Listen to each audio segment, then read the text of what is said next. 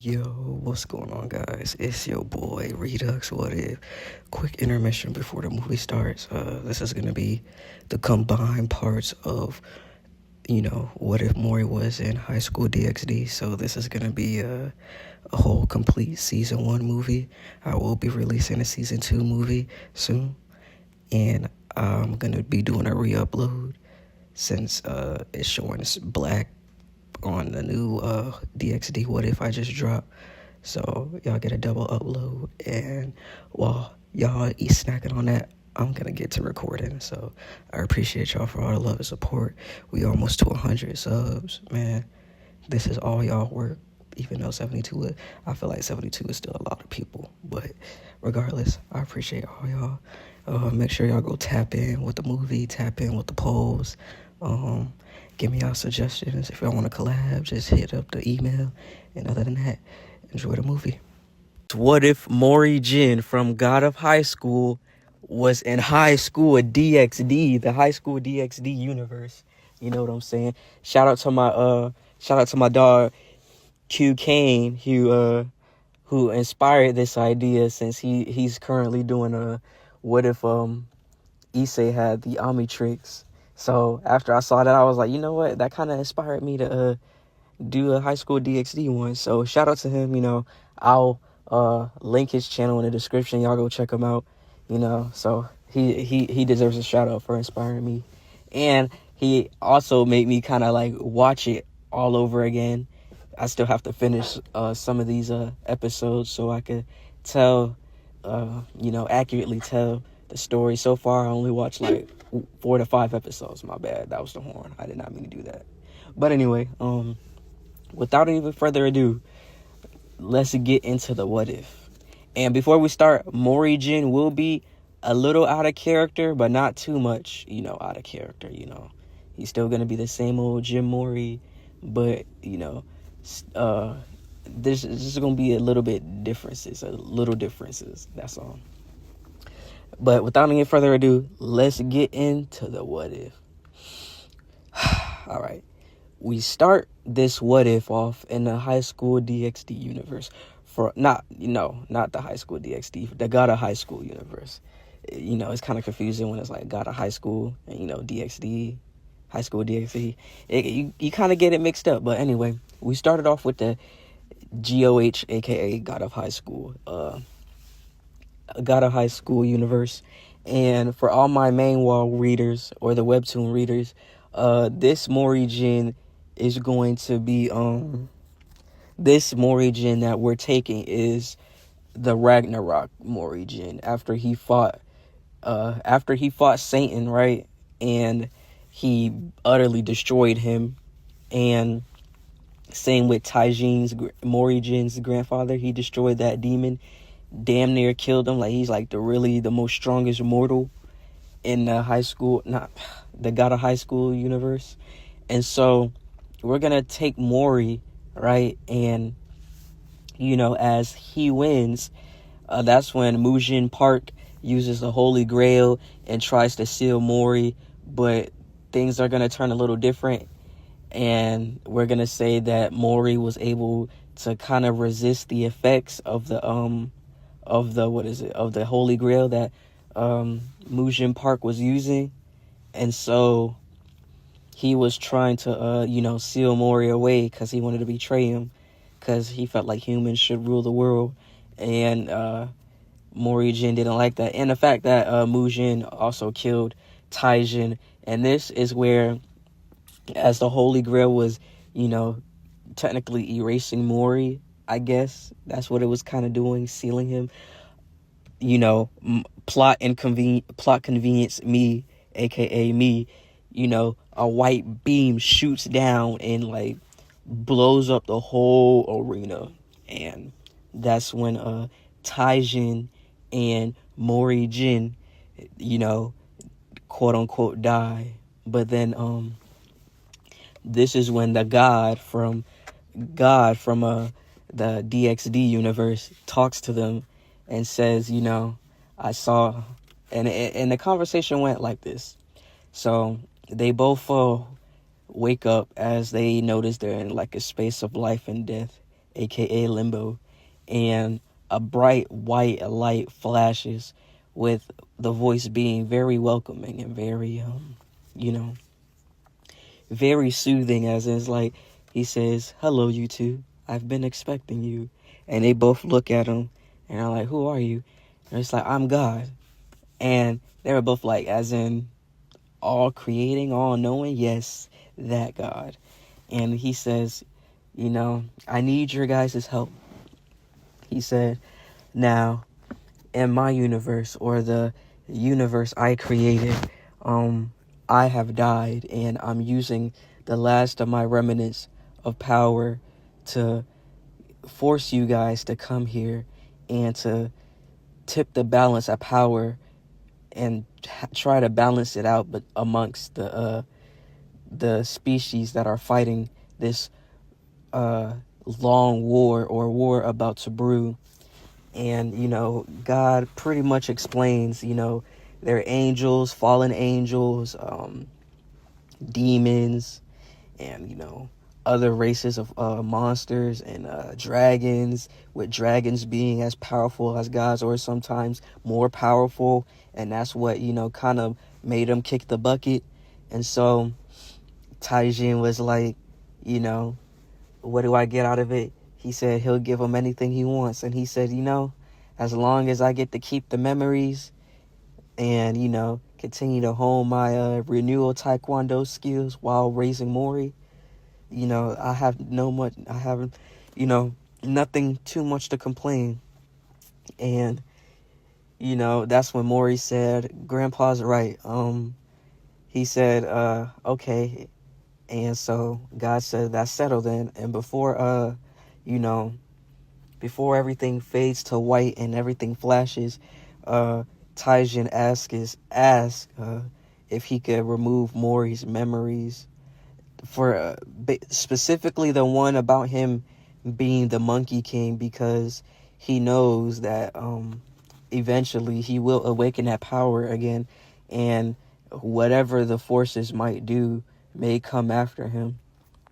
And as they were doing that, that's when Sir Zetchis, the ruler of the underworld, comes in, and Taijin and him talk. That's gonna play a huge part later. Okay, so pay attention to that.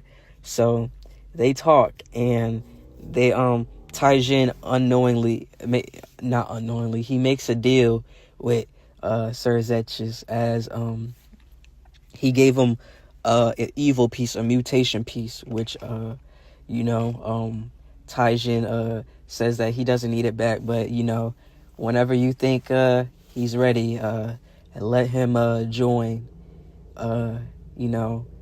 whatever, because join Rias's, or whoever he chooses, team, because Sir Zetchis saw how strong Mori is, and he saw the potential and how it was limitless, and so he wanted to use that to his advantage. So he decided to save a mutation piece for whoever or whatever team he decides, whenever he decides to go for it. And so everything fades to white, and that's when Taijin sees Morijin in the gem, the classic gem that he was in. And so he protected it. And with that gem, with Mori being inside the gem, that made people, or not people, made supernatural beings sense the immense power that that gem was giving off, as Taijin was basically fighting all these all these fallen angels, demons, monsters, from protecting Mori until he basically gets out the gym. And few years pass by, he gets out the gym, and it's like the classic old God of high school canon. What is it? Taijin teaches Mori renewal taekwondo, along with Kyoshin karate for Daiwi, and he remembers the Kyoshin karate bit. He doesn't know how he remembers it, but he also knows Mirahu's swordsmanship style too.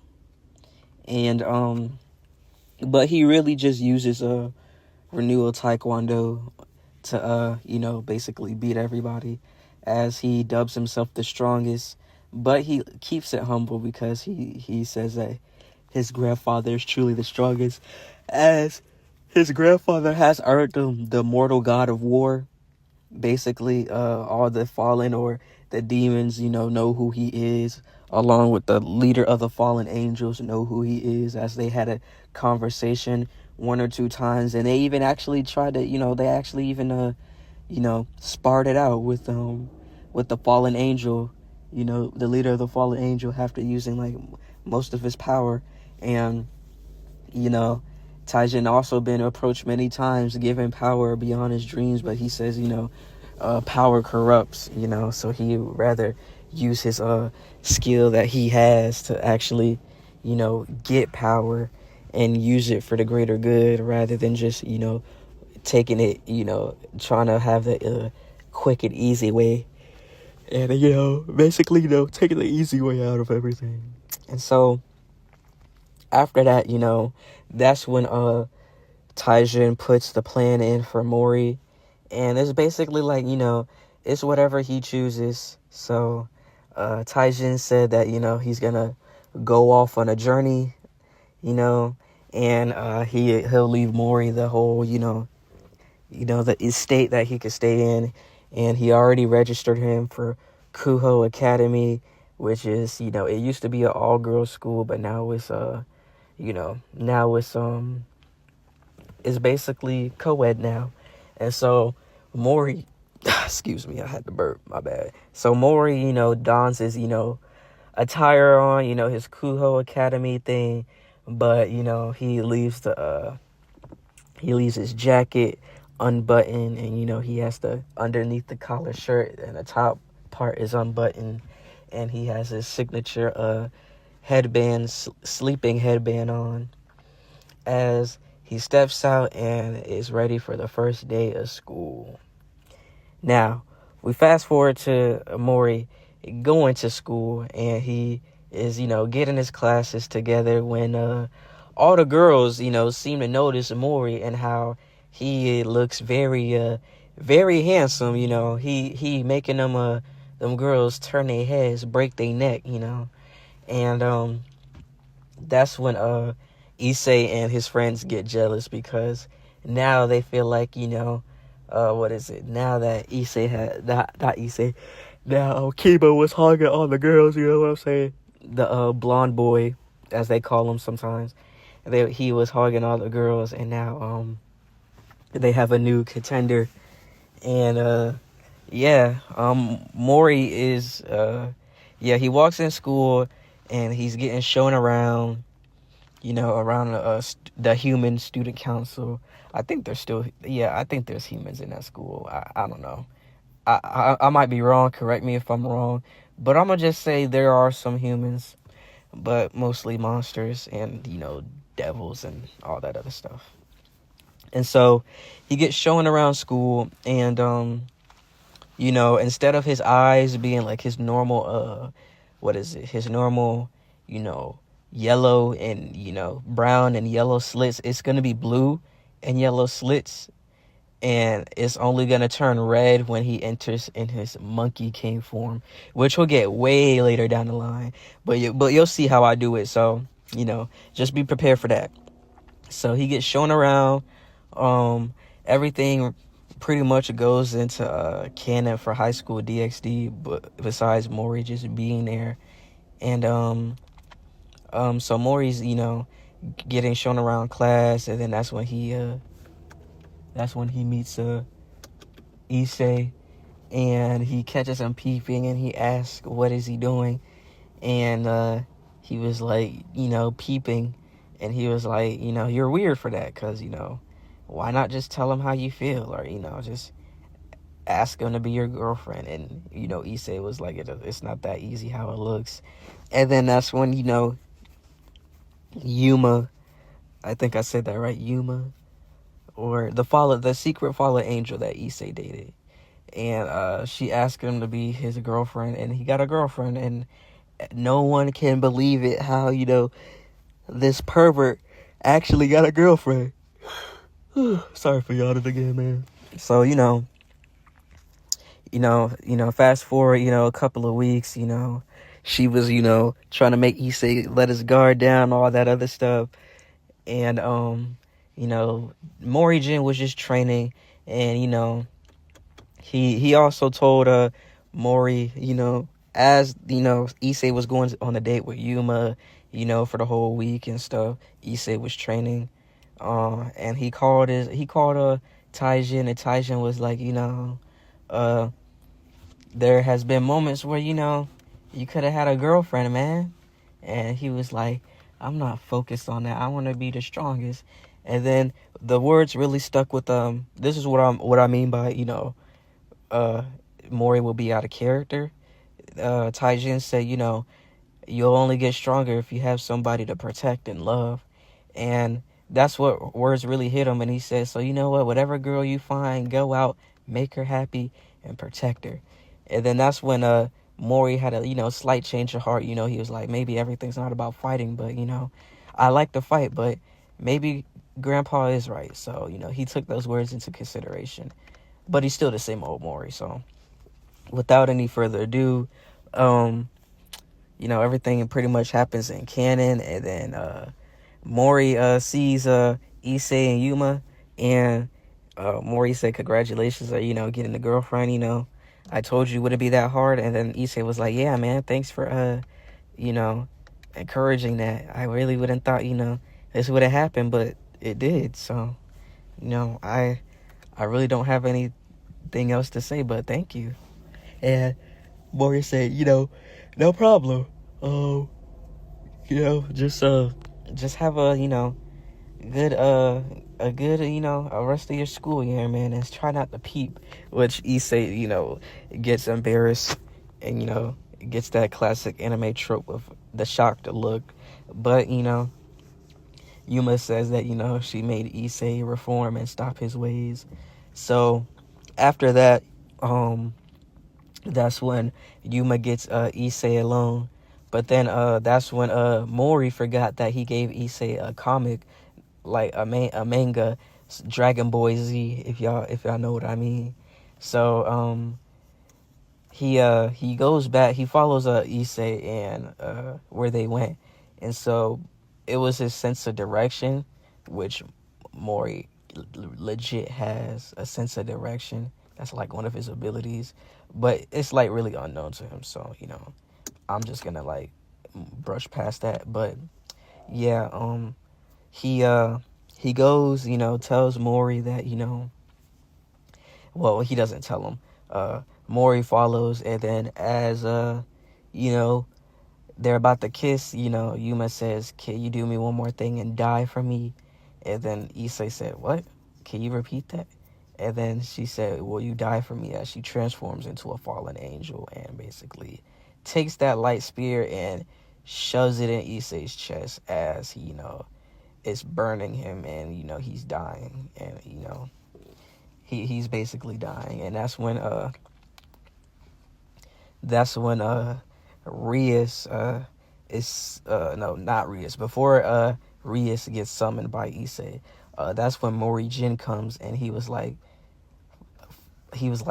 what are you? And she was like, oh, we have another human. I can't have you basically knowing who I am. And so she threw a light spear, but Mori Jin is not normal. So he was able to dodge it, and he was like, why did you throw that at me? He was like, my grandfather told me tales of mythical creatures and beings like this, and them having light spears, but I didn't think it was true. And he was like, well, then you seem pretty strong, so let's fight. And so basically Yuma was like, what even are you? And he was like, my name is Mori Jin, and I'm the second strongest human on Earth. And she started laughing as she was like, no human can match the speed or the strength that she has, as she, uses her flight to try to speed blitz, but Mori Jin was able to keep up as his grandfather trained him, bro. Like, his grandfather's not gonna hold back. But, so, like, it's really no contest as, she tries to blitz him, but Mori Jin was always one step ahead, and he does the renewal kick, the renewal hoe choke, which is the 3 triple kicks, I think. I gotta look at the God of High School Mori Jin's moves, but he does the triple kick on her, and she flies into the pillar in the water fountain, as she was like, she was getting up with her head, hurting, and her senses being all disoriented, because, when he does the three kicks, the triple kicks, like, he hits your brain, your temple, and, your leg and stuff. So it's like her senses is all, messed up, her vision's blurry and all that. And so that's when she threw a volley of light spears, and Mori Jin was just dodging, and so he was getting too cocky, as he decided to switch it to Kyoshin Karate, as she was running at him full speed, and then with Mori saving up all that energy, he used Wave of the Blue Dragon, as he caught a glimpse of somebody doing it when his grandfather was training him in that, but he doesn't remember who he got it from. And so as that happens, the light spirit goes through Mori's chest. And so with her damn near being on her deathbed after taking that blunt force, she flies back into the wall, as she gets on one knee with her using a spear of light in her hand to, like, kind of like position herself up. She thinks to herself, damn, this impudent brat, what is he? He's only a mere human, but yet he was able to do this. Good thing I took him out. He doesn't have to worry about that. As as that happens, that's when Rias comes, and that voice cracked, damn.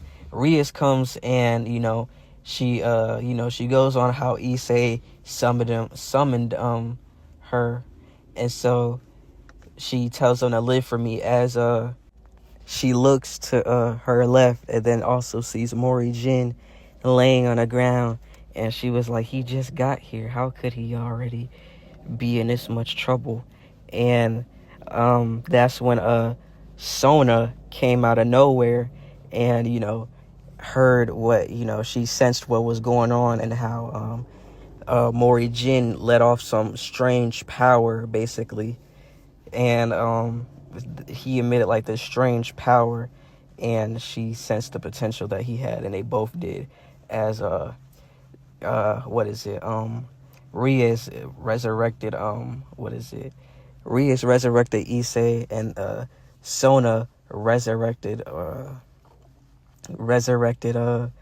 Mori, but it was an evil piece that came out of him, and it was a mutation piece. And basically it was a piece that allows him to switch between Sona and he basically gets to choose who he wants to side with, basically. But he gets resurrected, and I'm gonna leave that decision to y'all. So I'm gonna put a poll up, and y'all can decide, but I'm gonna get back to the what if, so I can end it. So basically, everything pretty much goes to canon. How Issei wakes up, and he could have sworn he had a girlfriend and all that, but since it's like, the devils and angels could like wipe memory away, from everybody, probably except for him, because he already knows what happened. Nobody believed him that he had a girlfriend and all that other stuff. And same with Mori Jin, but the difference is Mori remembers, but he just like, it's like fuzzy for him. He remembers, getting stabbed. He remembers fighting a fallen angel, and he calls Grandpa about it.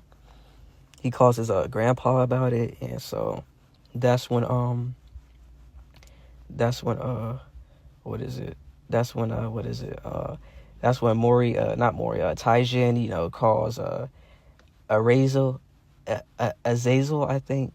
I don't know how to. I hope I pronounced that right, but he calls Azazel, and he says that he needs to talk because he doesn't remember asking his asking or telling fallen angels to attack his son, his grandson, matter of fact.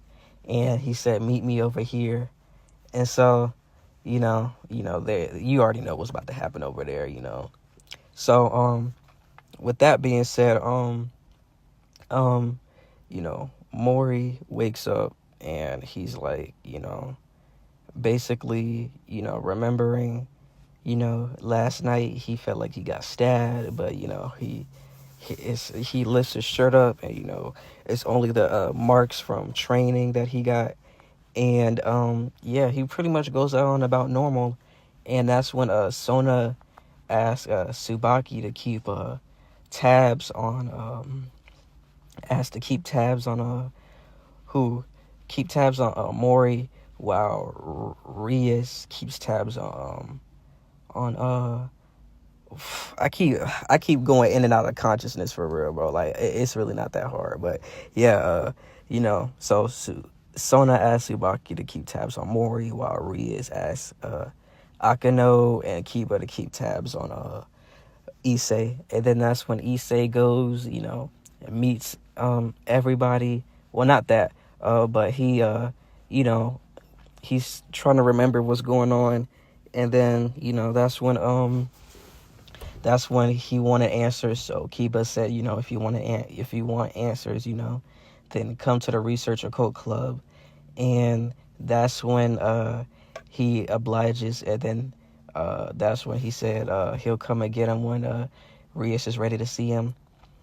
And with Mori was just chilling on the roof at lunch, and that's when Sona comes and talks to him, and she was being her serious. How her demeanor is always serious, but for the first time excuse me, that was a heavy burp. But how her demeanor is always serious, but for the first time she felt like she could be at peace with Mori, and just around, like, just his vibe, just his vibe all around. Like, the vibe was right. Like, he's so free-spirited and yet down to earth. And so she asked, what is he doing up here all alone? Does he not have any friends?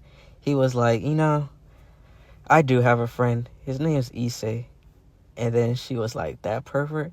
He was like, despite what he does and he is known for, he's actually a really good person. Outside of his pervertness, he's really my only childhood friend I ever had. And I really never had anybody else to call a friend. And he was like, so I don't agree with what he does, but at the end of the day, he's still my friend, and he was always there for me as I was there for him. So yeah, he's my friend. And then that's when she started, blushing, how he could be so, honest and, open. And so that's when she said, there was an opening on a club if he was looking to be interested in being in a club. And he was like, I never, I always see those on movies, but I always wanted to know how, it really is. And so that's when she says, follow me.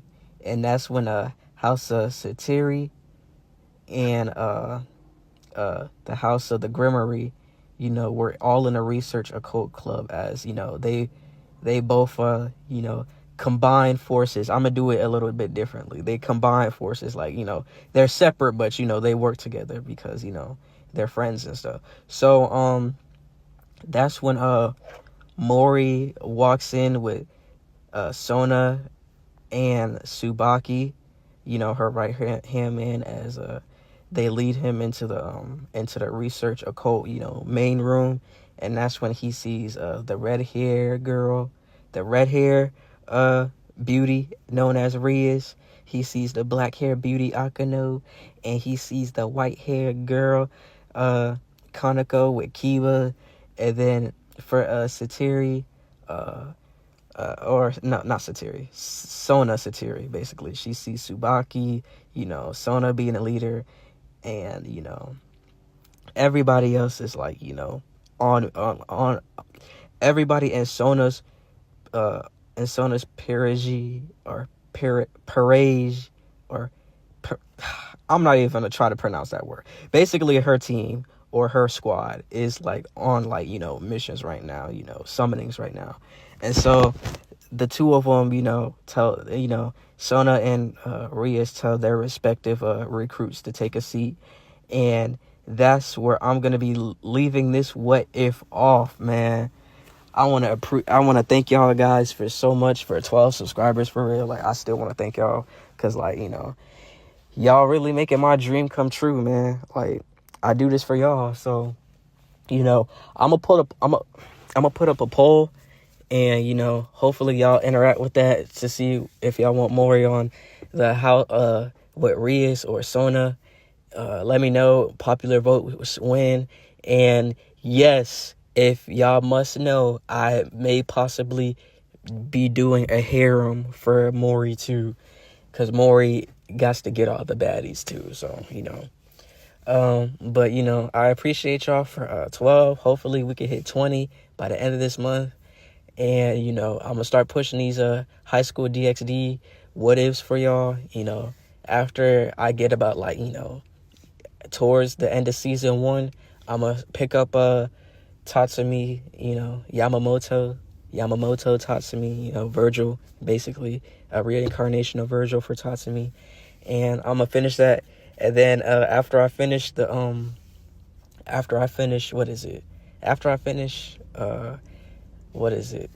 I keep, what I mean. After I finish Virgil Tatsumi, I'm gonna continue with Mori Jin, God of High School, X High School DxD, and then after that, I might be cooking up another what if. I still got to think about it, but I will have more ideas coming towards y'all. But for now, I hope y'all enjoyed part 1 of what if Mori was in High School DxD or the High School DxD universe.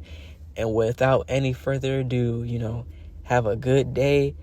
And this is Redux What If signing off. Yo, ho, ho. What is going on, my Redux gang? How y'all doing today, man? Before we start part 2 of what if Mori was in High School DxD, man, I really appreciate y'all, bro. Like, I was looking at, Virgil Tatsumi, bro, and that was doing okay. But then I decided to do High School DxD, and that shit got way more attention than I thought it would. So I must be doing something right, apparently. And I'm finally glad that I was able to actually get 13 subscribers off of that, bro. Like, small numbers, it's the small milestones that count for real. But I was like, dang, that shit did so good. I'm gonna do a part 2. Well, I kind of have to since I started it. But y'all know what I mean, man. Like, I really appreciate y'all so much, man. And, without any further ado, I'm gonna bring y'all part 2 of what if Mori Jin Mori was in High School DxD. This is a God of High School X DxD. There's a lot of X's, So, without any further ado, I'm gonna let this intro play, because I just, kind of made a new intro, and we gonna do this shit. Go, go, go, go, go, go, and on the count of 3, go, go, go, go, go, and on the count of 3, go, go, go, go, go, go. Now, as you all know, we left off with part 1 with Rias telling Issei to sit down, and Sona telling Mori to sit down. And by popular vote, it looks like, Rias is going to be the main one that Mori is going to be, in. But the way I'm gonna do it is like, so basically, I'm about to explain it. So, they sit down and tell them that they've been resurrected as devils, but with Mori's case, it's different because he's been resurrected, but he's not a devil. He's like entirely something else. It's like a devilish hybrid of some sort because he's the Monkey King, and nobody knows that. Obviously, he don't even know that. The only person that knows that he's the Monkey King is Taijin, which he's not gonna tell him because he wants them to figure that out, and Serzetchis, Reese's brother, and so they're the only ones that know it, but Serzetchis doesn't know how strong Mori really is in his Monkey King form, like we all know he is. So, an evil pawn comes out, and instead of it being, like a metallic black, it's more like a metallic white, but it's an evil piece and it's a mutation piece. And that piece is then gone into Rias's board, her chess piece. And then after that, they sit up here and explain that, Kuo Academy is a school for devils and, other monsters that may come, not monsters, but like species and stuff. And so with that, that's when Sona says, even though that she revived Mori, she'll be expecting him to come help them out soon. Which, if I gotta make Mori get a harem, so he gonna have a harem between Rias's squad and Sona's squad. We finna get lit in this bitch, bro. Like we finna turn Mori up for real. But that being said, Mori and Sona and Tsubaki, which is Sona's queen, they both exit, the Grimmery household area, right? And that's when Issei tags along with Rias, Akano, Kiba, Kaneko, and him and Mori go along to, exterminate the rogue devil that was rolling around, and lure I can't even pronounce it, bro. Basically, the rogue devil was, trapping people inside of an abandoned building and like eating them and killing them and shit, right? And so they went to go, subdue it, basically like exorcise it with Rias, explaining how, evil pieces work and how they're supposed to fight as a unit, like teamwork make the motherfucking dream work, basically. And so as they surround it, they begin to show off their abilities, which Rias explains. Kiba is up first with him, disappearing like, speed blitz style. You already know them impact frames are already there with the speed, you know what I'm saying? As he basically speed blitzes everything, with Rias saying that, Kiba is a knight in a chess game, basically. And that means his specialty is like speed, and he's a sword fighter. As he slices the arm off of as he was about to get attacked, he blocks with his sword and then disappears from the eye. Backflipping, trying to look stylish and, get some airtime, but at the same time, get some distance between him and the rogue devil. And then next up is Next up is Kaneko. As they both the rogue devil looks at Kaneko, and she was kind of like swallowed, so her clothes kind of burnt off, revealing some miniature fun bags, if y'all know what I mean by that. I gotta use keywords because I don't know. I don't know. I'll be seeing some of these AIs be saying the most wildest stuff, and they be getting away with so much. So I'm gonna test the waters, and I'm gonna see how much I can get away with it. So yeah, it was some small fun bags that was kind of revealing, which made Mori feel kind of weird. But he's also a raging teenager that has hormones too. So Mori ain't that.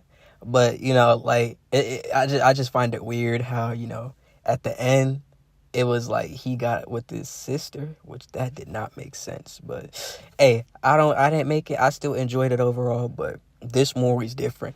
So he covered his eyes, trying to be respectful as Issei over there, oh my, like goggling, bro. Like this man is goggling, like straight dazed by the motherfucking titties, bro. Yeah. Let's see how that goes. Straight dazed by it, like she over there, the rogue devil over there, rubbing all on it, squeezing them together, and Issei was like, oh my god, Issei over there like, look at them fun bags. He was like, I want to roll a nose, and then that's when she starts shooting, lasers out of the circle area, and yeah. They all begin to like, dodge and disperse as Issei was like, wow, I was not expecting this. And so that's when she revealed her true form. And that's when the rogue devil starting to get pushed back, you know what I'm saying? As Kaneko starts throwing heavy things and then gives the rogue devil a good, right hook to the gut, sending it flying back, which Rias explains that Kaneko is the rook. So that means that she's basically her attributes is defense and strength, which is Kaneko's special ability. And that introduces the next piece that Rias has, which is her queen, which is Akano, and she basically tells her that she is, the second, the second in charge, basically her right hand man, and her specialty is like lightning magic and stuff. I think I got that right. Hopefully, please don't get on my head, high school DxD fans. So she explains that she's the queen, and then that makes Rias the king, as the devil has been not seduced, but subdued. And before Rias kills it, she was like, any last words? And it was, she was basically saying that she'll never be as pretty as, her, and that her boobs will never be this big and all that other stuff. And then that's when Rias makes that big red circle, that magic circle, and banishes her to the gulag, bro. Like, she straight eviscerated her. And that left Mori and Issei in awe, which prompts them to both ask, what piece are they? And Rias says that, they're both pawns. And that's when Issei and Mori looked at each other, and they were like, what? And then Mori was like, I don't think I should be a pawn. I'm way stronger than what you guys think I am. And so, that's when Issei was also like, yeah, I don't think I should be a pawn either. He was like, and then, basically, they're over here protesting about it, but they really didn't have a say-so. And, Mori's mutation piece is more like unique. So it's really up to like Mori. And, we already know how strong he is, so, I'm going to keep that, like, under wraps for now. But in these few moments, they going to see how strong Mori really is. And so, after they defeat the devil, they go back, and then that's when Issei gets his first job, or, his first mission, which is to go out and, put the flyers around town and around the school along with Mori. And then Mori doesn't complain about it, as he was like, let's see who could put on the most flyers. And so basically, like Issei and Mori kind of look alike. Actually, they don't look alike. They only got the same type, the same kind of hair basically. But they've been around like Taijin, Mori's grandfather and Issei's parents know each other for so long, that it's like they're like kind of brothers, and so like Issei always looked up to Mori, and he always knew that Mori was stronger since he does martial arts, and his grandfather's like the greatest martial arts in the world, because he is like, I'm not gonna like lowball him. Oh, and speaking of Taijin, we gonna get to him soon. So they get to we flash back to Mori and Issei finally finishing, and Mori finished it about like 2 hours ago, but he was just accompanying Issei, waiting for him to finish. And they meet up with Rias, and then Rias asks, how come Mori, didn't go home after he finished. And he said, like him and Issei are friends regardless of his extracurricular activities that he shouldn't indulge in. He and him are still friends, and they go way back. And he just accompanied him, and they met an interesting girl while they were out there. Her name was Asia Argento, and she's a nun, which prompts Rias to tell them to stay away from her, basically. And Mori didn't really understand why, neither did Issei, but they said, yes, ma'am, and they went about their day. And then that's when Mori and Issei go back, home, as since like Issei, basically the way that I'm gonna do it is like Taijin's estate is super duper big, bro. And so along his estate, that's where Issei's house is. So like, Issei could always just travel up the estate and, basically go visit Mori. So that's how it is. And since Taijin, asked his parents to look after the estate, that's where they really been at, just the estate. So, technically Issei and Mori do live together. And so with that being said, as Mori goes to sleep, he closes his eyes, and then a new a point of view opens as Taijin, the man, the myth, the legend, the motherfucking GOAT of God of High School, in my opinion. Mori's the GOAT too. Daiwi Han is the GOAT too. But personally, Taijin is the motherfucking beast. That's like the old man, right? And so Taijin is on an unknown island, which he told Azazel, the basically the leader of the fallen angels, to meet him. And then that's when other species pull up, like the devils from other households that I will explain later. They pull up, and because last time when Mori was a kid, flashback, that's when we flash back to Taijin in his younger days, because when he got into the DxD universe, he aged backwards a little bit, so that gave him even more time to perfect his renewal taekwondo and other fighting styles he knows.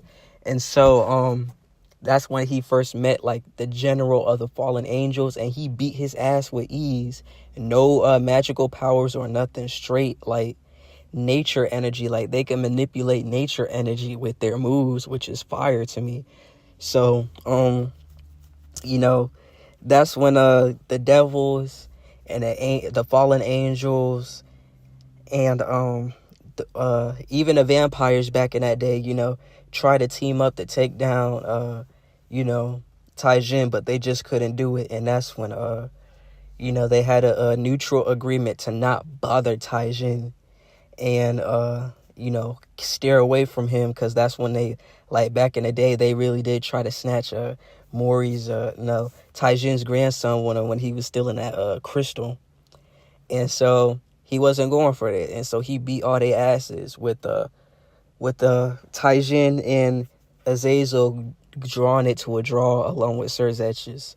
As you know, we flash back to where they're standing at, and it's a island, and basically Taijin sits there with his arms folded, and he's one with nature right now. The birds are on his chest, not this chest. The birds are on his shoulder as he's over there, just stretching and practicing basic stances, not exerting too much energy, with the conversation going like this. And he looks at Azazel and he says, "You finally shown up, you old coot." And Azazel is like, "Now, is that a way to greet a rival of yours?" And he was like, "You know what? It's not a great rate." And he said, "It's not a great way to meet, greet my rival, but it's a great way to fall to your death if you send fallen angels after my grandson, and they killed him. Luckily, he's still alive, as it'll take more than that to bring him down." And so Azazel was like, as much as he would want the credit of taking Taijin's grandson down and him down, he can't do it without him exerting all his might. And even if he does do that, he knows that Taijin won't really ever go 100% unless it's tent to kill. And so he was like, but other than that, he did not send anybody to go after Mori, nor did he order anybody to go after Mori. So Taijin was like, "So why do your fallen angels not understand the chain of command and not to go after my loved one, especially if we made that pact so long ago that it will be a neutral force? I know there's a war brewing, and I don't want any part of it. I know that Mori has an evil piece, and it's up to him if he wants to fight into that war or not. But until he makes that decision himself, do not come after my grandson again, or else." And then as Azazel gets in his fighting position, Azazel, wanting to be the smart ass, says, "Or else what?" as he gets in his fighting stance, knowing that it's about to be a heated sparring session. That's when Taijin gives that look, and as he looks at Azazel with his back turned, you can see a dragon, like a dark black dragon, and how, like, with his, it was nothing but white in his eyes, the pupils disappeared. And then he said, "You'll meet the man that I was years ago. He'll meet the real dragon, the great dragon of the West," basically, his old title from the GOH universe. And I'm just throwing that in there, only OGs really know about that. And so that's when Azazel begins to rush at him.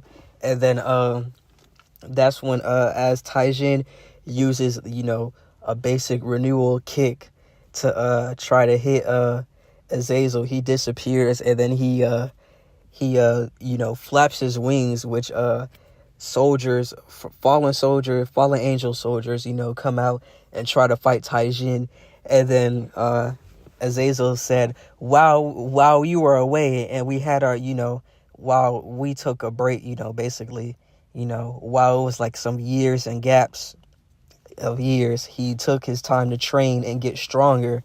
And he also trained angels in martial arts, which Taijin laughs as he said, "This should be fun," as the first male angel tried to use a karate kick. And then that's when Taijin met his kick with his kick getting pushed back with force, and Taijin does like a spinning back kick, kicking him, and then kicking the fallen angel basically and making him fly back through the forest that they're on. And so that's when Taijin gets jumped by 3 other angels, and that's when Taijin uses the renewal roundhouse kick as the air sucked in and then pushed out with very ferocious force, like blowing everything back and kind of like making a crater in the ground.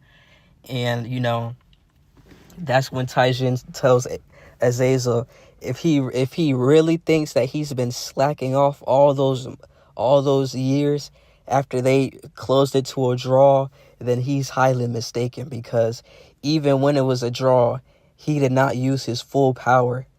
And only then he only even got stronger, which that's when Azazel said, "Prove it," as he uses as basically a sacred gear that he made. The sacred gear that he made to the balance breaker thing that he made, inspired off the great red dragon Drake. And so that's when Azazel said, "I didn't want to use this so soon, but you're the perfect person I could test this on." And so that's when he suits up, and then as they were about to meet, that's when Taijin said, "Good, because I finally been waiting to use this move on somebody." And then that's when he said, "Renewal Taekwondo recoilless kick." And as Azazel punches, he misses. He barely misses, as Taijin used enough energy, just enough to dodge it. And then that's when Azazel was met with a kick. But the kick was so fast, it didn't touch him. You already know what this recoilless kick does. It warped. This shit warped the space around. This shit warped the space around him. And then as soon as the warp, came back into reality, basically, that shit made like a huge ass explosion. And so, yeah, Azazel gets, bro, that shit gets demolished. If it wasn't for that suit, Azazel would have been, not on his deathbed, but he would have been, critically injured for real. And so he flies back as he, catches himself with the armor suit, damaged, and it starts crumbling off. As Azazel said, "Fine, have a taste of this." And paying homage to God of High School, Azazel brings down this huge sword, as Taijin remembers that Nox did the same thing with Taijin remembering that he's not gonna sever his arm for this time, as he knew how to kick properly after he just done the recoilless kick. And so he does it again with that giant sword coming, as Sir Zetchus is watching the screen, as watching them fight, basically, with him and Grayfilla, Grayfia, I think that's how you say it, with him and his wife, him and his queen, basically watching. And Sir Zetchus is saying, Taijin and Azazel gotten stronger, but so has he, because I'm telling you, bro, after they fought so long ago, it inspired Sir Zetchus and the fallen angels to get stronger, and some of the fallen angels to get stronger. So everybody, not everybody, but some of the demons and the people that participated in that Cold War, Taijin inspired them to get stronger. So as the sword comes down, Taijin was like, this looks familiar, as the flashback from the God of High School. For all my God of High School readers, you already know what this is a flashback to. And so he says, "I really hate to change the environment or it ruins ruin nature's, beauty." And then he says he's sorry about it. But as he does, he stomps his feet, and his feet just gathers force with the ground cracking beneath him, as he gets into a stance. A white aura, envelops him, as the aura begins to turn like a whitish black. And so his feet begins to get covered in some nature energy, but his is black and white, which gives off duality. And so as he does that, he brings up his foot, and he was like, "Renewal Taekwondo basic kick recoilless," as he kicks the tip of the blade. And then he says, "Basic 1, Taijin original, kick of the black dragon." And so With that, a black dragon envelops in his foot and kicks the blade as a black dragon basically just takes the blade head on and destroys the blade. As that kick gives off so much energy, it looking down at the island, like if you straight down, all the trees are gone. It's like a huge crater, bro, just going forward. Like, this man Taijin rearranged the landscape with the kick. And so that's when Taijin said he let off enough steam and that he's good now. He was like, if you want, he could accompany them. They could go out for a drink, and then that's what they do. It was basically like a warning. Azazel knew it was a warning, and at the same time, Taijin knew that Azazel, he wasn't responsible for it. So Azazel tells him that whoever is probably most likely conspiring against him or going against his wishes. So he'll see to that. And they begin to go out with a drink, and we fade to black. Now we pick up to where Issei and Mori go back to school. And so they, everything goes to canon. They go to school, they go about their day. And that's when Issei and Mori run into what is it? They run into Asya again, right? And so they basically ignored what Rhea said. And so Mori and Asya, hung out with Asya with Issei saying that he has to be stronger because he doesn't want anything to happen to her again, and that he needs to be ready with him and Mori being over his training basically and doing the basics, as Mori is like giving him basic workouts. And that's when Issei said that he wanted to learn renewal taekwondo, which he says that is probably not the best thing for you to learn because any regular person will probably die trying to learn it. And it takes immense, it's really like intent, like it takes a huge toll on their body, like it's really stressful on the body. But he can't, he says he doesn't want to do that without his grandfather's permission, but he can give him some workouts and some workout regimens that he can suggest him to do with that's what they do. And then he realizes how weak Issei really is, as with this, despite in spite all that, Issei still tries to push himself, as Mori was like, if you want to be a better fighter, just fight somebody that's stronger, and then just try to learn from how they fight. With Issei was like, I can't fight you. You're like a total martial artist badass, and your grandfather is like a total martial artist badass. He beat all the other martial arts that I could learn with his, and you're telling me that I can't learn the martial arts that he does and you? Because he was like, because it's really too stressful on your body. He was like, it's even stressful on my body. That's why I have to keep training. He said, I may be my grandfather may be the strongest martial artist, and I am too, but I want to surpass him. So for now, I'll only keep the second strongest. I have respect for my grandfather, so he will always be the first strongest to me. Even if I surpass him, he will still be the first strongest to me, unless he gives me that title himself.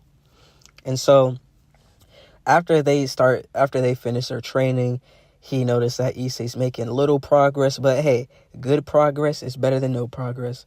And that's when they also meet up with Asya again. And so with that being said, they meet up with her, and then Asya goes on about her day with Rias sending time skip. Rias sends Issei and Mori on another summon quest, a quest for somebody that, since they got summoned. And so basically they pull up to the house, and they see a room, and as they enter the room, they step in some liquid and it's blood with Asia and a priest, Frederick. I think it's like Frederick or Fred something. I know it's like Fred, but I don't know how to pronounce his name. But y'all know which priest that is. The crazy bastard priest, right? You know, the crazy crazed priest that's like on a devil killing spree basically. And so, you know, everything goes to canon how Issei basically loses the fight but is able to like get Asia away. But since Mori's there, you know, he's gonna the priest has more of a tough time trying to deal with Mori, since Mori is a, you know, very very seasoned fighter. And the priest says that he was like, oh, so we got a little devil bastard that's a fighter, huh? How do you like this sword? And so he tries to stab Mori with the sword, but that's when Mori uses the kick, and that's when the priest went the guard high. But that's what Mori wanted him to do, as he uses his leg to get in between the guard and brings his guard down, and then kicks the shit out of, is it like Fred or something like that? It's one of those two. And he kicks the dog shit out of him, which makes him yelp and retreat, with Asia saying that she had a place that she could stay that's safe. And she goes back to the church basically. And that's when you know, Rias doesn't know about it yet. So, you know, we're gonna do another time skip with with Mori and Issei meeting back up with Asia again, right? And, you know, they go hang out and all this other stuff. Like, it's like a double date basically with Asia and Mori, as she, you know, is very fond of both of them. But you already know Mori trying to, you know, not Mori, but you know Issei already, you know, trying to do whatever he do. And so as Issei is training alongside with Mori watching, Asia basically heals him, you know. And so that's when Yuma comes out, aka Renair, or is it Renari or Renair? I think that's how you say it.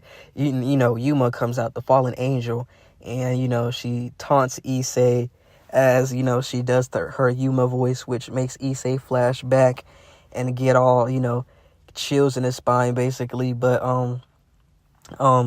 you know, she takes out the spear of light. And so that's when you know, what is it, when Issei, you know, finally was able to use his sacred gear, as, you know, it was a boost. And then, as, you know, she, you know, taunts him how she's saying it's only a twice critical sacred gear, which is really not true. But she's not knowledgeable in that. So, you know, if we wouldn't understand, we wouldn't expect her to understand the complexity of how broken that sacred gear is. But, you know, basically, you know, everything goes to canon as he boosts his power. Issei gets stabbed by a spear of light again. In the most hilarious, funniest way, bro. Like, he was getting all this power and then he just gets stabbed. And then that's when Issei pulls it out, and then Asia heals him with him running forward. And then that's when Mori said, no, Issei, get back, as he catches the spear of light, which burns him, and throws it to the side, which, you know, lets off a huge explosion. And then that's when Yuma was like, so you're alive. And then she's talking to Mori. And so that's when she takes out another spear and then starts, you know, fighting with the spear, as she went under training to take Mori a lot more serious, because it was her cockiness that almost led to her death. And so Mori was dodging as he faked out a kick and then went low, sweeping her legs. And then that's when Mori used a low kick, renewal low kick, bottom choke hook, basically kicking her in the stomach, and it made her fly back. But she caught herself using the spear of light to block the full front of the attack. And so she threw it down in front of Mori, which Mori blocks, as another explosion comes off, with his clothes kind of like ripping and burning, but not too much. And so that's when that's when she that was used like she used the explosion as cover to basically nab Asya, as Asya looks back at Mori and Issei as she tells them thank you for being their friends, and as they both as they disappear, Issei screams no. He was like, damn it, I was too weak again. And then that's when Mori just stood there in silence because, he didn't know what to say in those types of moments. And so, you know, fast forward, time skip to the sunset. That's when Rias tells, Issei to never see, Asya again, or don't go near churches, because that's how you could start like a war between holy knights, holy priests, and devils, and there's some uncharted territory that they just don't need to be going to. And Issei disagrees with that, with him saying that maybe this whole parage or bro, I can't even say it right. You know what I mean, bro. Like, I really got to learn how to say that word, but y'all know what I mean. He said, maybe this household isn't right for me because I refuse to leave her. She's a friend of mine. And so that's when Rias slaps him as he says that she can't let anything happen to her precious Issei or her precious Mori. With Mori saying, as much, as it pains me to say it, Issei's right. But, I concur. And so, Issei says that she doesn't want to lose her pawns, that's all. And then that's when Rias explains the true nature of pawns with with her Rias saying that the pawns can take on the abilities and attributes of the rook, the knight, the queen, and the king, if allowed by the king, which is called a promotion, which grants them all their powers. But same goes with Mori, but Mori doesn't have access to he has access to the promotion, but his power set is different. And tangent, before y'all ask, no, his Monkey King powers are not exclusive to the promotions. No, he will get that himself, right? He's going to be like basically the strongest pawn in like high school DxD history. But we're going to get there. All right, let's get back to the what if. And so, after that, Akano comes in with basically everybody agreeing with Rias and saying that, maybe it's time for them to basically, leave. And so they have a meeting, and that's when Issei goes on to his room in there, basically. And so that's when Mori jumps through the window as he sees Issei trying to sneak out. And then Issei says, Mori, if you're trying to stop me, then don't stop me. I know I can't beat you, but this time I'll do anything I can to make sure you can't stop me. And Mori was like, stopping you? I agree with you, Issei. Let's go save her. And he was like, oh, that's fun. He was like, oh, hell yeah. Now I really have a total badass. We really don't need Kiba or Kanako. And that's when they come out of nowhere saying that's how you feel about us, Issei? We were still coming to help you anyway. And so, Issei apologizes for his comments as they begin to go towards the church, and that's when Akano and Arias, still agree to help Issei out with Issei, Mori kicks down the doors of the church as he sees the priest that was there before that they ran into, and they introduced themselves as the priest was like having his tongue all out while talking, basically. And so he says that he's back with vengeance, and so he's gonna kill all the devils that are in his church, basically. And so with that being said, I'm going to leave this what if off, and we're going to pick up part 3 where they begin to rescue Asya from the corrupted the holy place and the fallen angels.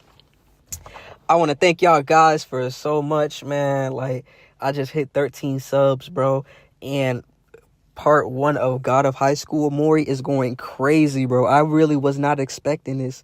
Maybe I need to do more High School DxD, what is it? High School DxD, what is it? What ifs, man.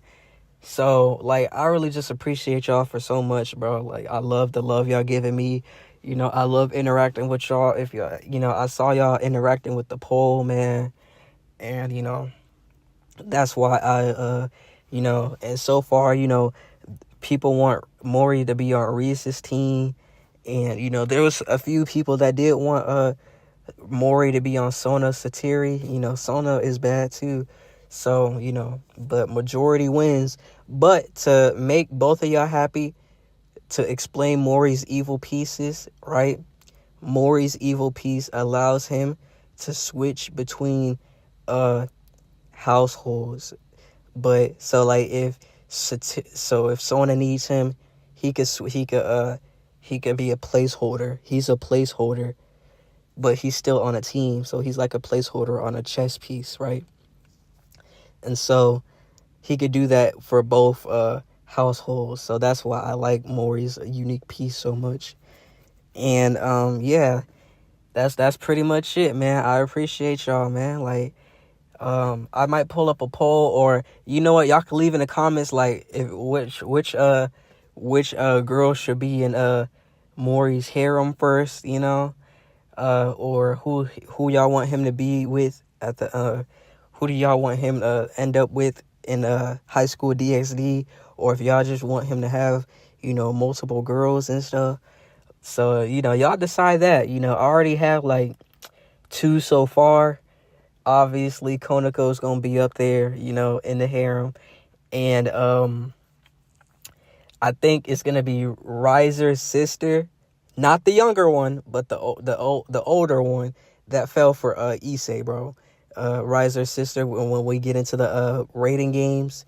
So yeah, they're gonna be up there, and so there might be a few more y'all might want. So just let me know in the comments.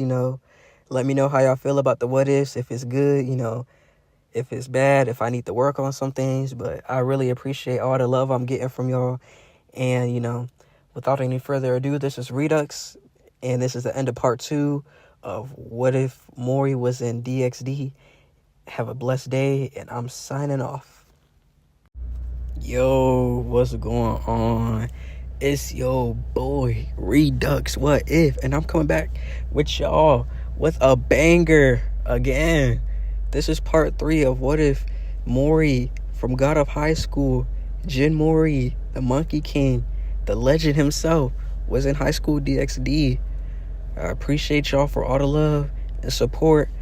But without any further ado, let's get into this what if. Now, if you excuse me, this intro about to play. So, yeah. Bang, rock ain't fall. I miss it all wrong. Been touch your toes. Working like a pro. Chill up on it all. No, you on the go. No, you on the go. Now, if y'all kept up with the series, you already know we left off with part 2 with the gang pulling up on a church to rescue Asya, right? And so hold on, let me turn this off real quick. Right. So y'all already know the gang pulling up on Asya, right? And so they bust down the doors, and that's when they see the crazy ass priest, holding Asya hostage. And so with that being said, they begin to fight. Issei and rushes in, but then that's when a light spear comes, it blows them up basically. And so Kiba and the priest begin to go back and forth, with Kiba engaging first. And since he has the sword, his ability sword birth, you know how it goes. He creates a sword that eats holy light, that absorbs light basically. And that's when Issei, since he been doing his training, since his training has been paying off sort of, he took the image of Kaneko and gave, that priest a mean ass punch to the cheek, bro. Straight cheek meat. Not that type of cheek meat. The face cheek meat, bro. Just straight doom. Decked him in this shit. He ain't know what to do. So he flew back and he was taken out. And that's when they go deeper into the church to see Asya hung up on the cross, and Rainier, basically he's she's chained up to the cross as they are trying to stop her from getting Asia's sacred gear. Basically, she has to be critically injured or dang near on death's bed. And so that's when Mori has been teaching Issei some basic renewal taekwondo skills, which Mori says, you only use it when all else fails. So with that, Mori only just been teaching him one move, just like a basic a roundhouse kick, right? Just basically a roundhouse kick. And he's been training and, suffering, trying to get stronger so he could save, Asya, basically. And so before they went, Issei's body wasn't in the best shape because he been doing that renewal taekwondo, practice. And so little does he know, it's actually making him stronger. So, that's when some fallen angels come to, try to stall for time so Rainier could get Asia's sacred gear. And so it does happen, it happens. So as Mori defeats his fallen angel with basically one kick, basically a kick to the head, which shakes their brain and knocks them out, sending them flying out the church. The priest already escaped the church. He jumped out the window, basically. And so that's when Rainier felt all the power, as, when every time, she gets hit, she could just heal herself, basically. And so he sees Asya, still alive, but barely, as, Issei starts to get beat on by her, which, sorry for the yawn, which, Mori is tired of seeing. So, he tells, Issei to tap out for a little bit. And so, that's when, Mori steps up, and Rainier was like, now I have something on par that could actually put you down for the count.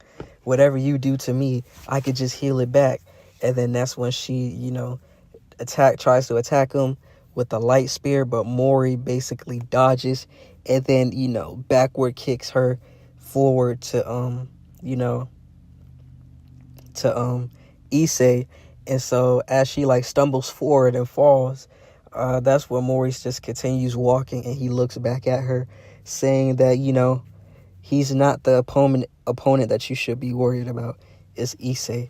As, Mori walks up to Asya, right? Breaks the cuffs that was holding her, and then using his pressure point stuff that he knows, he basically, he pokes her shoulder, pokes her stomach, and then puts 2 fingers on her heart, and she's breathing again, and she is conscious and woke, but she's still weak. So, Issei sees her, alive, as she tells Issei that she's thankful that they came for her. And so that's when she passes out. And Mori says, this should be enough motivation for you, Issei. He was like, you trained this much, and I don't want to see your training go to waste. So do it. Beat her. He was like, and then that's when Issei was like, what? what did you do to her, as he's still trying to recover from getting, impaled by them light spears on his legs.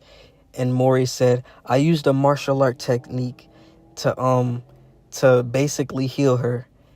And sometimes it can work better than magic, but this is all I could do for now. But besides, he said, that's not besides the point. That's not your worry. Your opponent is standing right there in front of you. So go ahead and finish her off. Make her pay for hurting your friends, for disrespecting you, for breaking your heart even.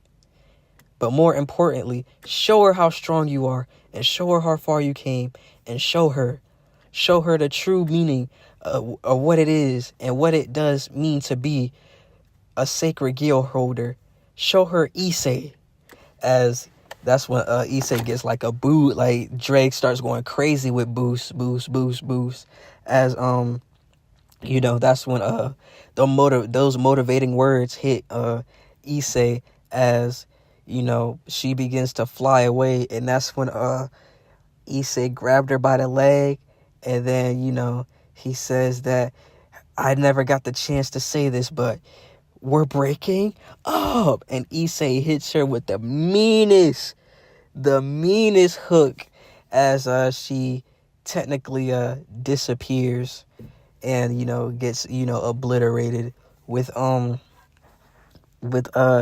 that being said, Renair is defeated, and Asia's sacred gear falls, with Issei grabbing it and holding it and floating, and then it's like floating in his hands. And that's when Rias and Akano come in with Mori, with Issei giving it to Mori, saying that as he doesn't know how to do with this, and he tells Asuna that not Asuna, he tells Mori that he should be able to put it back in her, since you're the one that healed her with pressure points. And then Mori said, I'm not good with magic, man. He was like, that's something Rias should do. And Rias takes it out their hand, and basically she takes it out their hand and was able to put it back in Asuna. And that's when Asuna gets recruited to the Grimmery household, which now makes Asuna not a pawn but a bishop. And so after that, a few days pass by, and everything is going to normal, which is Rias sleeping with Issei as usual. And that's when new living arrangement comes in, with Asia being introduced with to Issei's parents, and technically Mori's parents, because they're like they're close together. Like I said in the previous part, Taijin knows them, and they kind of live on this estate. So they're basically using Mori for the estate, which Mori doesn't mind, because he has his friends and stuff. And so Asuna wants to thank Asia wants to thank Mori and everybody else for coming for her, which leads into the next segment, as we are now on episode 6 of High School DxD, which everything has been arranged. Asuna now lives with Issei and Mori, with him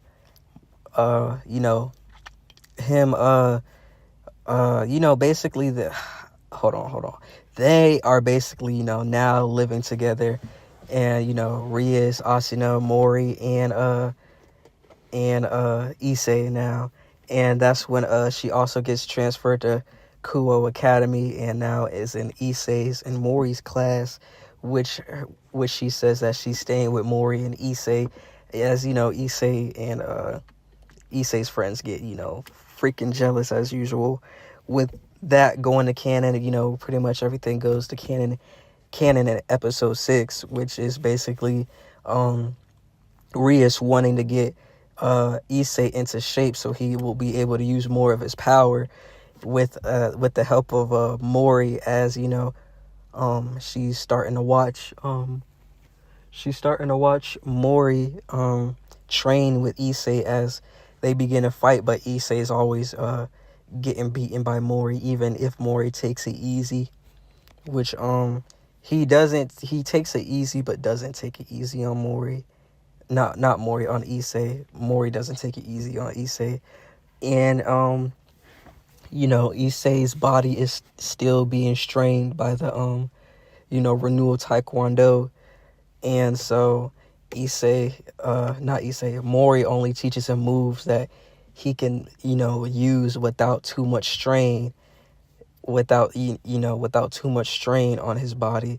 So he should be able to use those moves and not, be critically hurt by it. So with that being said, Mori teaches him another basic kick, trying to teach him the roundhouse kick still. And after he perfects the roundhouse kick, he wants to teach him the guard breaking kick, which you're supposed to, kick, pretend you're about to kick in the face, but make sure they're guarding, and then you slip your foot into their guard and then kick them, rattling their brain and senses, as Mori demonstrates for Issei, which Issei thinks that he's adapted to the kicks. And so as he blocks, that's when Mori says, "I wanted you to do that," as his foot seeps into his block, brings his block down, and then slightly taps Issei on the head, but it doesn't hurt. That's not no slight tap. It makes him fly back a little, and then he gets all dizzy, and he was like, "What kind of power is that? For somebody who doesn't use magic, you're really strong." And he was like, "Yeah, for some odd reason, I'm just really strong. I just don't know why." He was like, "I thought it would be something with the me being a devil or whatever mutation piece I have, but it's probably something different." It was like, maybe if I could just remember those things that, that happen, maybe I'll have a better understanding. But that's the move that I want to teach you. It could always come in handy. If you can't, if you're all out of magic power, that's probably the next best thing you need to learn. And so with that being said, they practice that all day, with them continuing training till the sunset. And they continue training all day. Issei's on that grind with Mori, and even though the gap in power is going to be huge, Issei is making some progress. So we have that, and then Mori is getting closer to doing renewal taekwondo, but the recoilness of it. And so as the night draws in and everybody begins to go to sleep, Mori puts his signature sleeping headband on, his sleeping cover on, as he begins to fall asleep. And then he ends up in a mist, and he wakes up in his mindscape as he begins to walk around and see things and see himself as he's wearing this white band that looks very majestical, and sees a gray staff as he remembers that name, as he says Yue. And Monkey King Mori, turns around and walks towards him, and he looks at him and says, "You don't remember, do you?" And then Mori himself says, "What do I need to remember?" As Mori takes Yue and stabs it in him and says, "Remember who you are." And so that's when he wakes up, and we're already at the morning. Even we're already at the morning. So when he was in his mindscape, time went by really fast. And during that time, it was like he was remembering his true self, sort of, kind of. You already know how his Monkey King form had stages. So That's what I plan on doing. So, Mori wakes up as, this time how he, how he usually has his jacket around his waist. That's how he usually goes to school. That's how he usually wear his uniform with the collar, the white Kuho Academy shirt on, being dripped out. He the only person that can actually pull that shit off for real. And so today is a very special day because that's when Rias decided to get Asia and Issei along with Mori familiars, but that's when the Satiri household with Sona and Tsubaki and Momo pulling up along with Sanji pulling up, and they said that they were planning on going to the familiar forest too, and the only way they could settle it is if they have a nice sports match between the two households.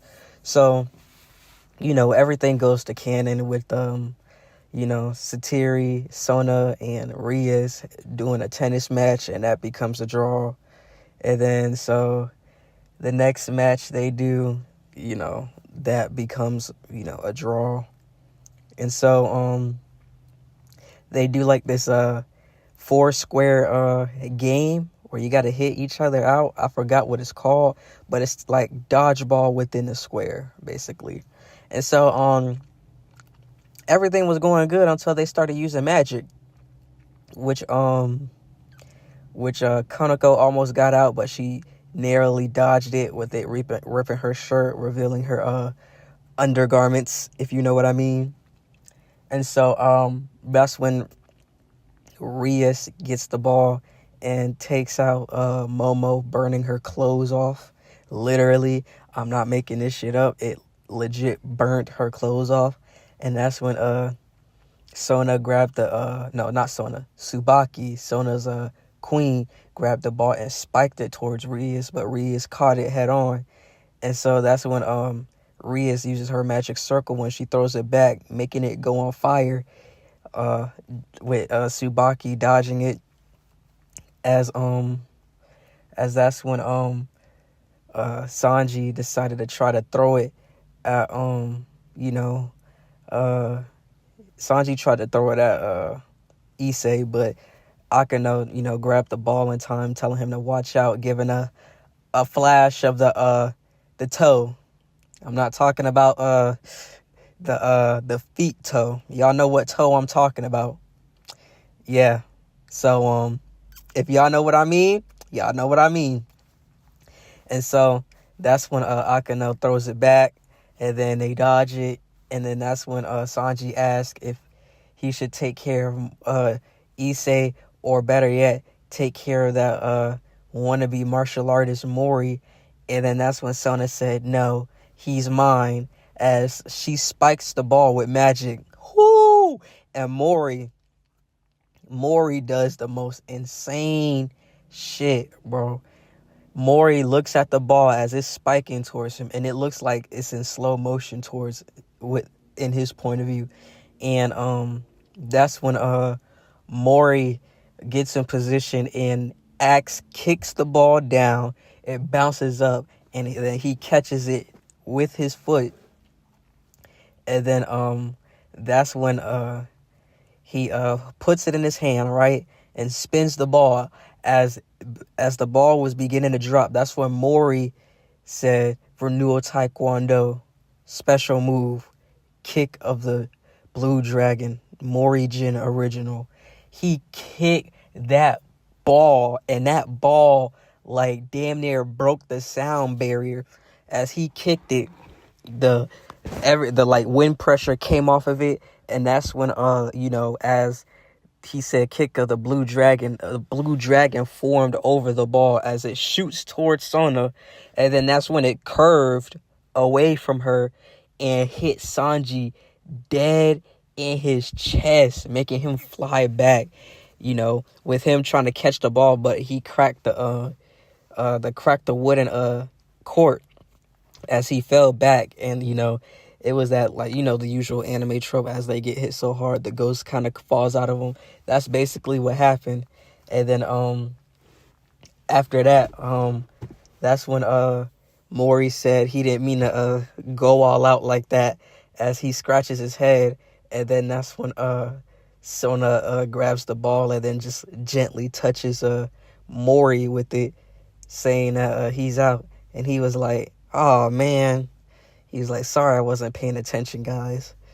But Mori was always paying attention. And so as there was already two out on each side, so it becomes it was like a draw in that match, and it was game over. Everything really goes to pretty much canon, with Rhea still winning and pulling through for the victory. And let's just say, time skip 5 hours later, as the sun begins to set, that's when they pull up to the forest of familiars, and then that's when they go down the line of which familiar they want to choose, right? And so with that being said, they choose which familiars they want. And as they're walking, Issei sees the sprite, and he was fawning over it, how it has the assets and the chesticles for it. And then another one awakens from the water, but it's not what Issei expected, as it was a buff woman. And he didn't like the size of the woman, or how her pecs are the size of his head.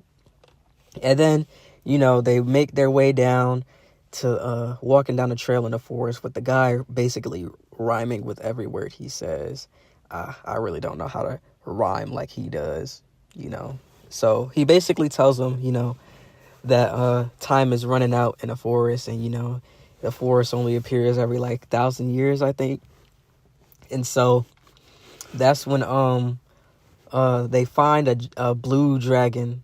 And so Issei wants that dragon, and Akeno suggests that since he's a great red emperor dragon, maybe their compatibility will be something.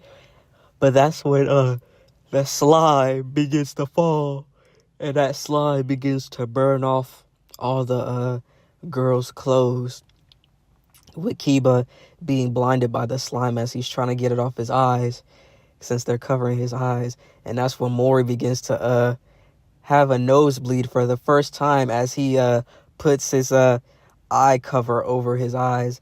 And he was like, I shall not look, I shall not look.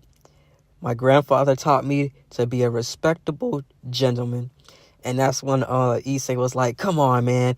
You can't live your whole life doing that. You have to be curious at least. And then that's when That's when Kaneko knocks Issei out, saying that you will not ruin Mori's purity, as she says that she likes how Mori is a respectable gentleman, hinting that Kaneko may have some feelings for Mori, but we'll get into that later.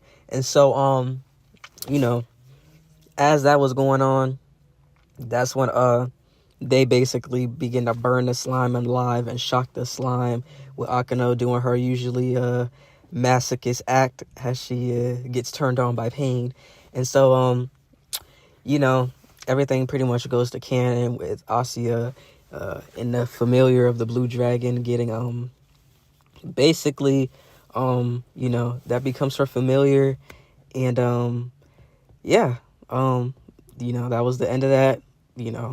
They come back, and then that's when they do the ritual for the dragon, and that's when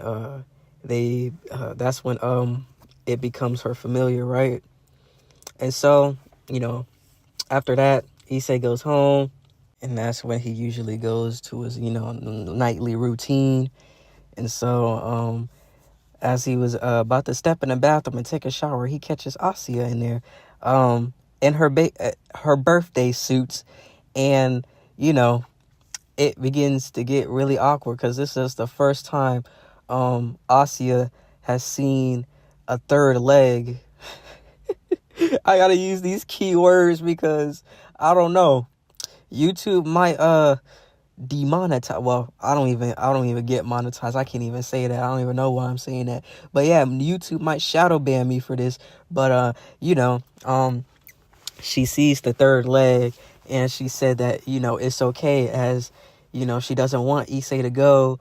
And so that's when she begins to scrub his back with her where all her heart.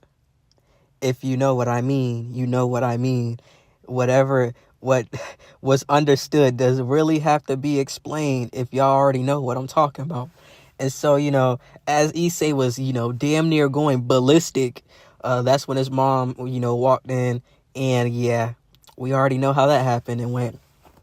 And so,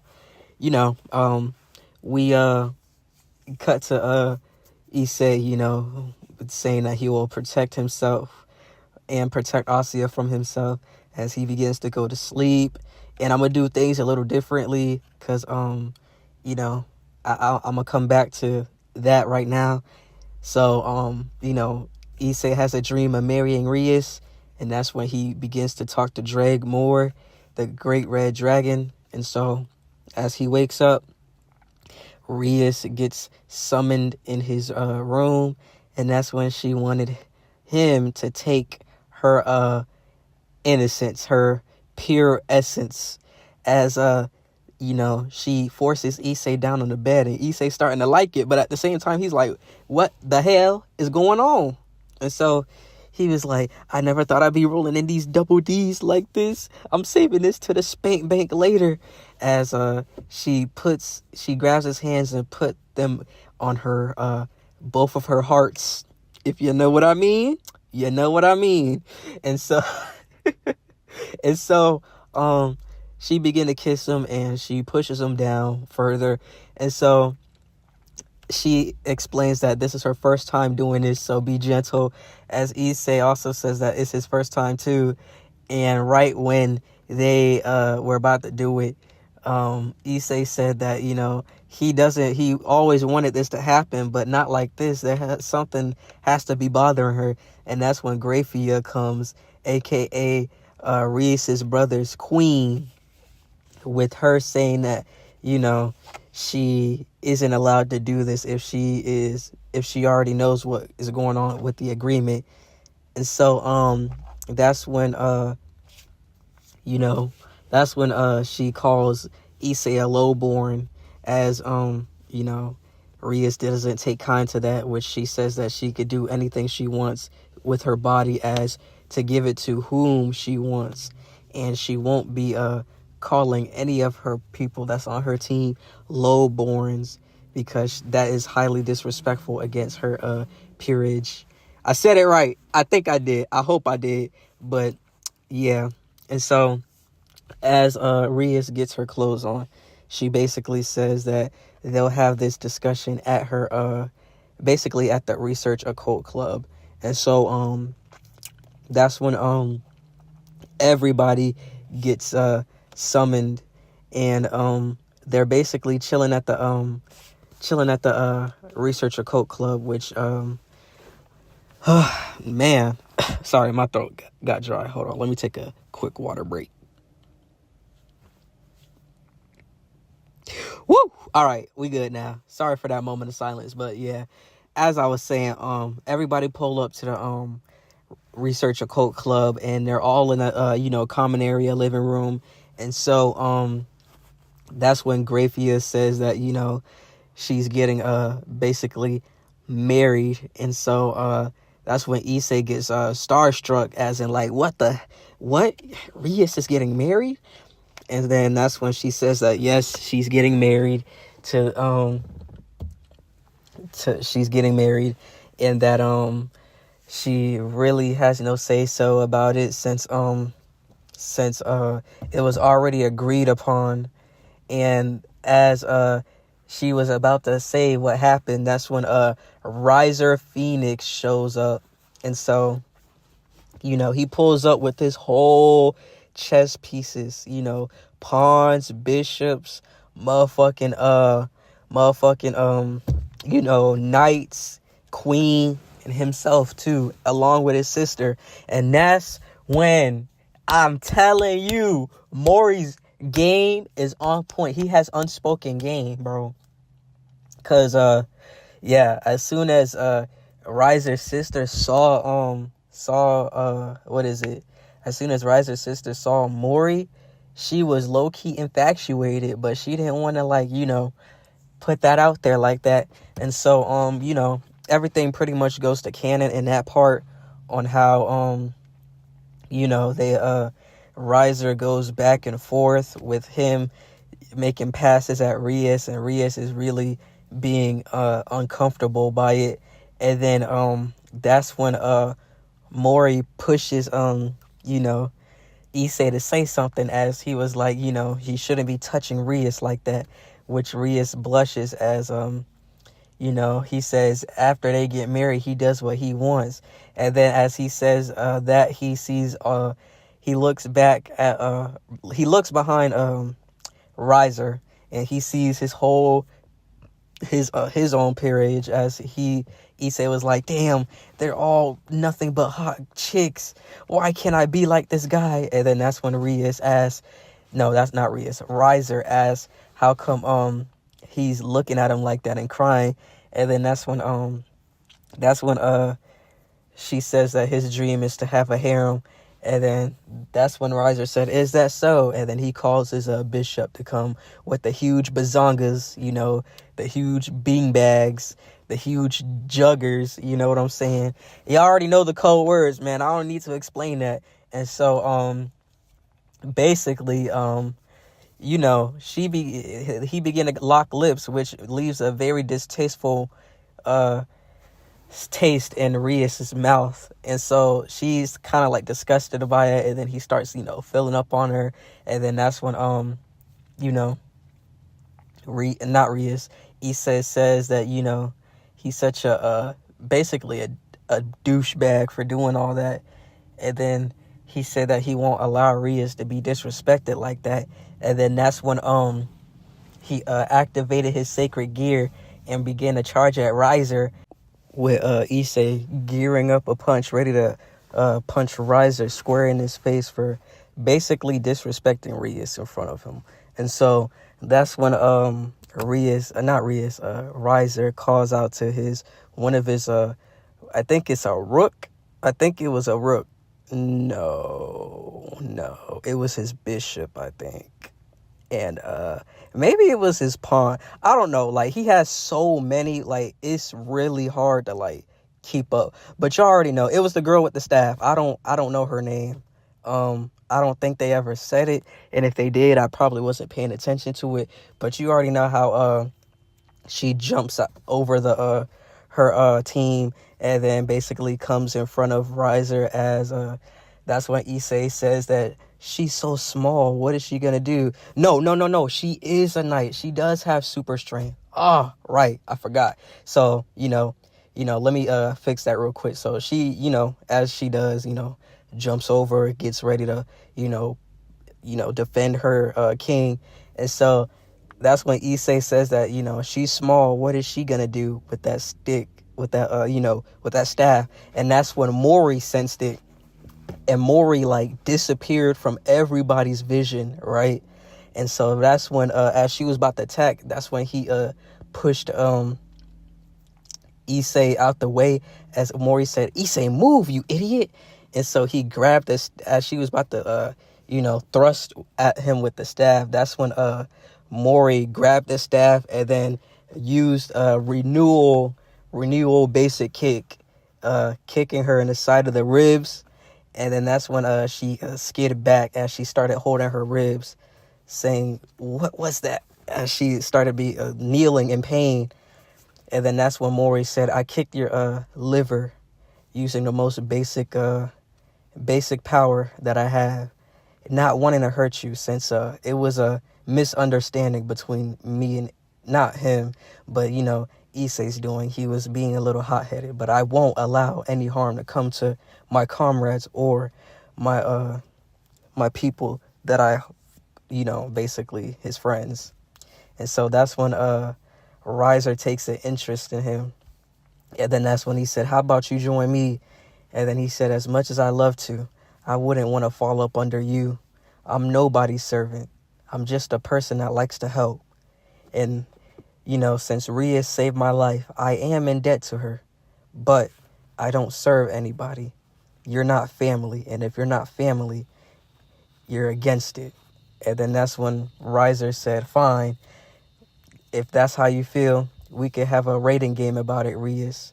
And then he basically, says that if he wins, he'll take his he'll wager it, and he'll basically take Reyes's hand, and he'll might even think about taking Mori.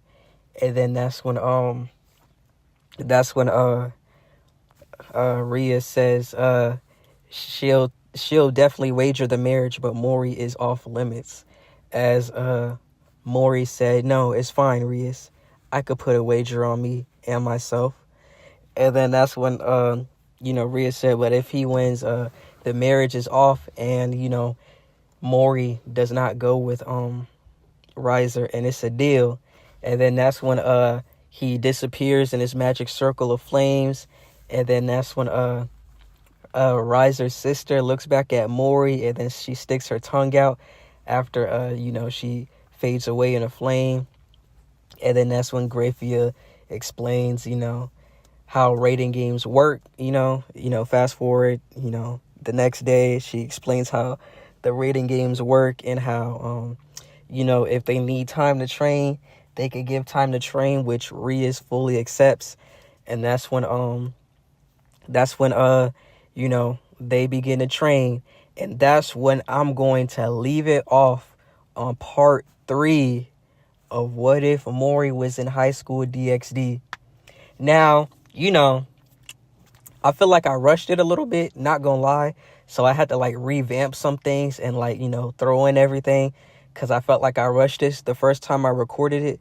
So I had to re-record it and make sure I did everything, or try to sum it up basically, because I'm not gonna go over every single motherfucking detail, but yeah, I felt like I rushed it the first time, so I had to re-record it, and then basically just revamp everything, and then explain it so far. It seems like y'all fuck with the pictures that I be putting in the videos, explaining what moves Mori's doing, along with Mori's grandfather when I did do that. So I did see some people say that they did like that. So I will keep doing that. It takes, bro, y'all don't understand how long that shit takes to do. But I do it for all y'all. Y'all really support me, and I really appreciate every single one of y'all, for real.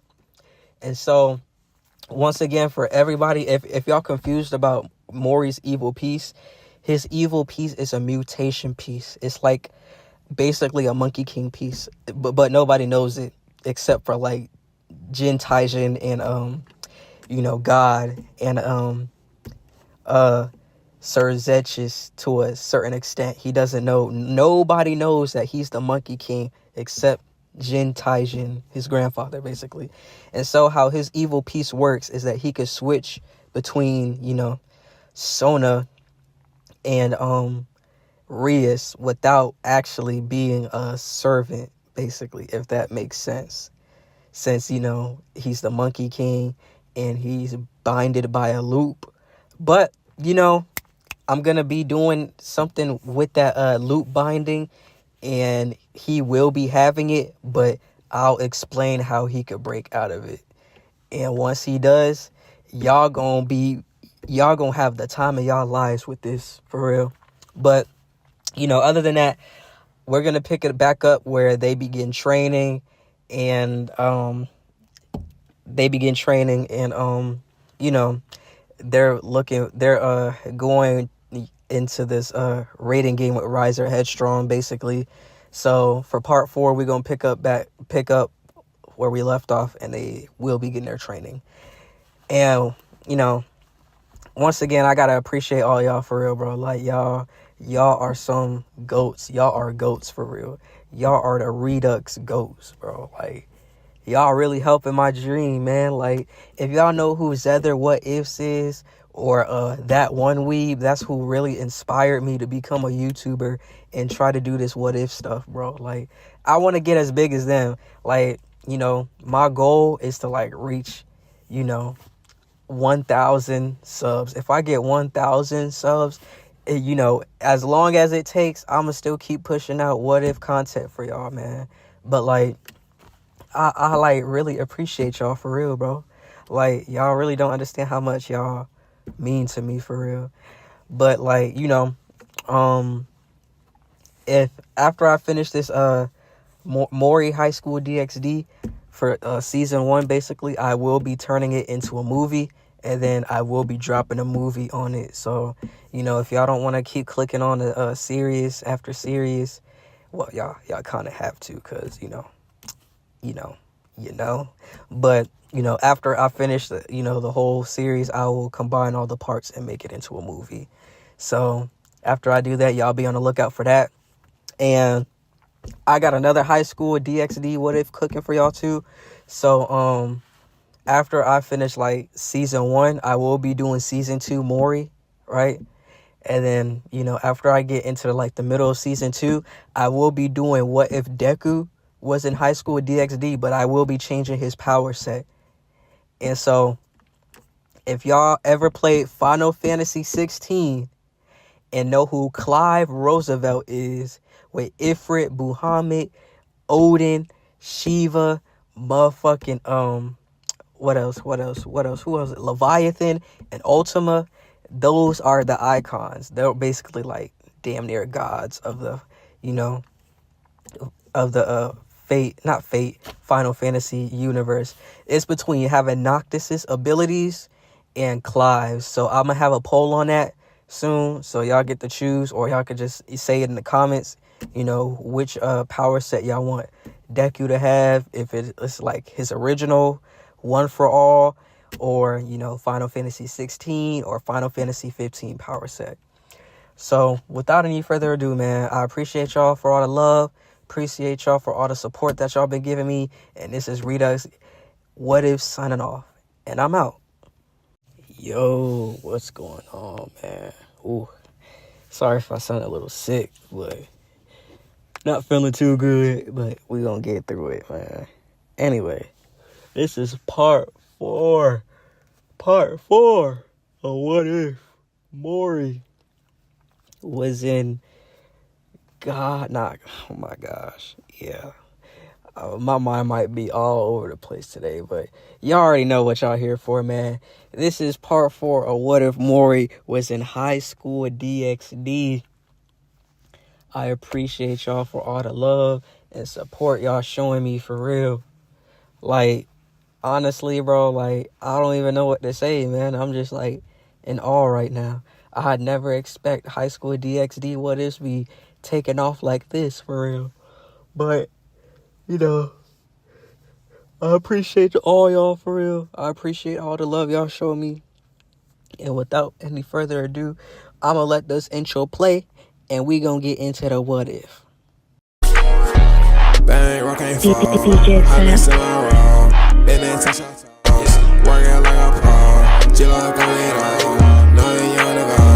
No, you on the go. Now, if y'all been keeping up with these what ifs, like I know y'all been doing, because y'all always want more. So, after Riser left, that's where we left off. Rias begins to train her whole peerage, as she says that, it's training time, and it's time that they need to buckle down, especially Issei and Asya, now that she's a part of it. Asya needs to learn how to hold her own, which they begin to go into the mountains and start training. And so we open a camera basically with them hiking, and everybody has like these huge ass rucksacks on their back, and Issei has like a big one, but it's still small, with Kaneko, actually no, Mori having the most weight in his, as it's pretty much nothing to Mori since he trains like this every day. But he decided to wear some weighted clothes, his weighted clothes that his grandfather had made for him. And so that's what he does. He wears that to basically the training with the Grimory peerage. And so after Issei slowly gets up the mountain, they basically flash back to them getting ready to go in the mountains and train. And so, they cut to Issei and Mori with Mori just getting nothing but just weights and a staff that was specifically made for Mori. It's not UA, but it's like super duper hard and dense. So, it's super duper hard. It's very durable, and it's really heavy. But it's really light to Mori. So, Mori was like, I never thought I would use this, but sorry for the yawn. But Rhea seems very serious about winning this rating game. And that's when after Mori says that, that's when Issei says, yeah, she seems serious. I never seen her worried like this. So, Mori, I want you to train me, and I want to do good with everybody else too. I want to train till I drop. So please, it's please, I need to be strong for her, because I want to give that good old riser bird brain bastard a good right hook. And that's when Mori was like, I'll help you with that. I will. And so that's when Mori was like, if you help me with that, I want you to help me get some girls. And that's when Issei started to laugh. You are interested in girls? And then that's when Mori was like, yeah, I talked with my grandfather, and then he says, I should get out there. And then he was like, and then that's when Issei was like, oh, hell yeah, man. Now we could be an ultimate duo. And once we get strong enough, we can have our own peerage and our own heroes. And then that's when Mori was like, yeah, that's cool and all. And that's when they both, left the room and began their journey to walk. And that's when we flash back to here. And so after they made it to the end of the basically their training quarters, or what they got up in the mountains, they begin to train with Issei doing a series of exercises, magic exercises, combat exercises, physical exercises, and overall just trying to get a better handle on summoning his sacred gear and being able to handle more power than what he already can handle. With that being said, Kaneko, we flip to Kaneko as she's over here training and using jujitsu basically to get not Mori, but get Issei to tap out. And then that's when Mori's just watching him as Kaneko is like, hey Mori, do you want to spar? And that's when Mori said, sure, I guess. And he was like, I don't see why not? And so that's when Mori told Issei to watch closely as they begin to get in their fighting stance. And that's when Mori told Kaneko to not to hold back, use all her strength. And then that's when she says, okay. And so she jumps and tries to punch Mori, but Mori dodges, and she starts using a flurry of punches and kicks, with Mori giving her credit that she has a good foundation of strength and striking ability. But that's when as he punches, he uses his legs to he puts his leg out, and that's when Kaneko kind of runs into his foot, making her stumble a little bit. And then that's when he uses his foot to push her off, and she catches herself as she backflips. And that's when he says, but your movements are all over the place and you're wasting energy. And then that's when Kaneko said, "How so?" And so she begins to, like, ante up the strength and speed as Mori is still effortlessly dodging, leaving not Mori, but Issei in awe as he's like, damn, how is he so good at this? He doesn't have any magic like everybody else. And he's not as, like, strong as Kaneko. Little does he know he is. But that's besides the point. But he was like, it's just pure technique that he has, and that he's just that damn good. He was like, Issei, the way that I've been training, it takes a while to get like this. I still haven't surpassed my grandfather yet. And that's my ultimate dream, to become stronger than my grandfather. So until then, I'll always train. And then that's when he uses renewal taekwondo roundhouse kick as he kicks Kaneko, tries to kick Kaneko in the head, but she does the high guard and she blocks the kick, as that's when Mori still shifted the weight in his leg, and it kind of like threw her, and that's when she caught herself. And then that's when she stood back up, getting back into her fighting stance, and she says that kick was nothing, Mori, as that's when she began to feel dizzy. And so that's when she was like, what did you do? What happened? As Mori explains that renewal taekwondo isn't about just power, it's about technique and using that power to hit pressure points. I've studied the human body, and human and devils alike, it seems like they also have the same, biology makeup. So if I know the pressure points, my martial arts is very useful against people with pressure points. Even if you don't have any pressure points, I could still get the job done. As he was like, I could train you, Kaneko. You have the, he told Kaneko that, she has the perfect foundation to learn, renewal taekwondo, as she has the strength and the durability to take some of the backlash it gives and the stressors that it gives. And then that's what makes Issei, even more pumped that he'll be able to, maybe train with Mori, since he uses some of the moves that Mori did teach him. And that's what Issei has been doing too. He's been training with Mori in those specific 2 moves, because Mori wants Issei to get at least one move down. So when he goes to do it, he will be able to use that one kick perfectly, to rather study 1,000 different kicks and won't be able to do it perfectly. So as they begin to train, that's when Kaneko kind of, her pride was kind of stung about, losing to Mori, because she thought she was one of the strongest, strength-wise and striking-wise. And so that's when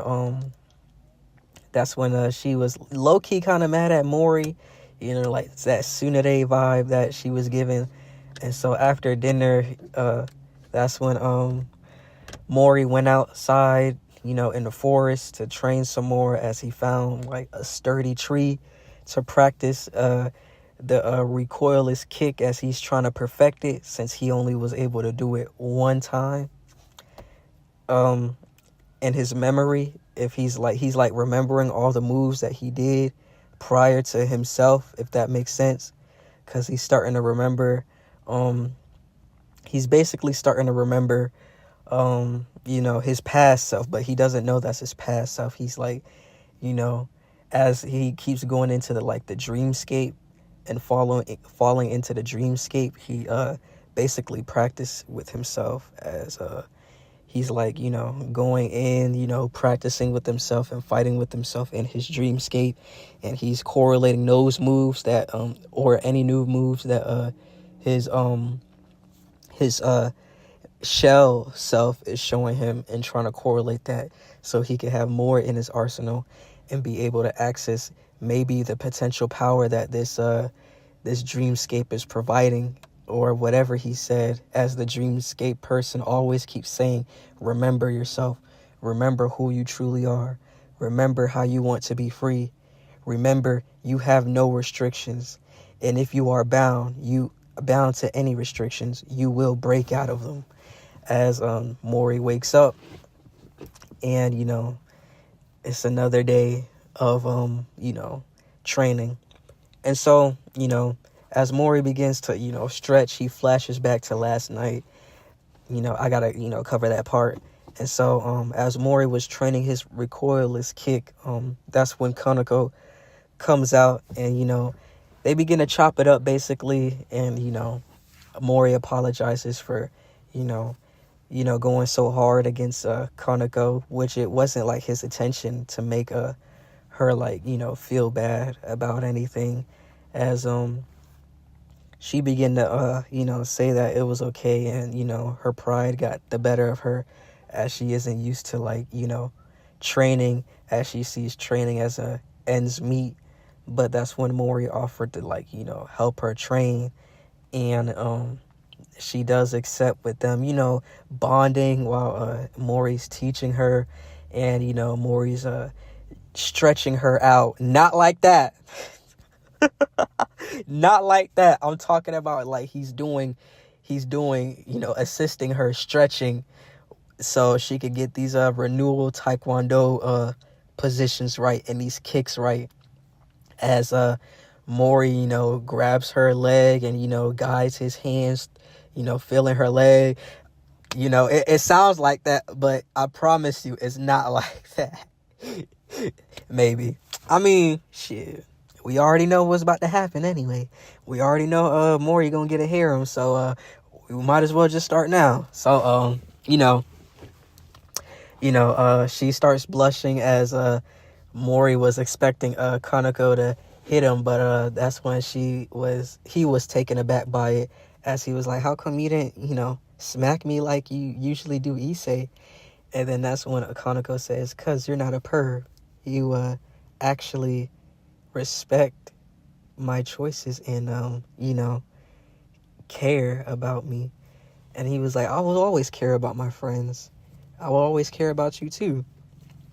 And then he said, I would care about anybody that is my friend, regardless of where you come from, whether you are a purebred devil or even a hybrid.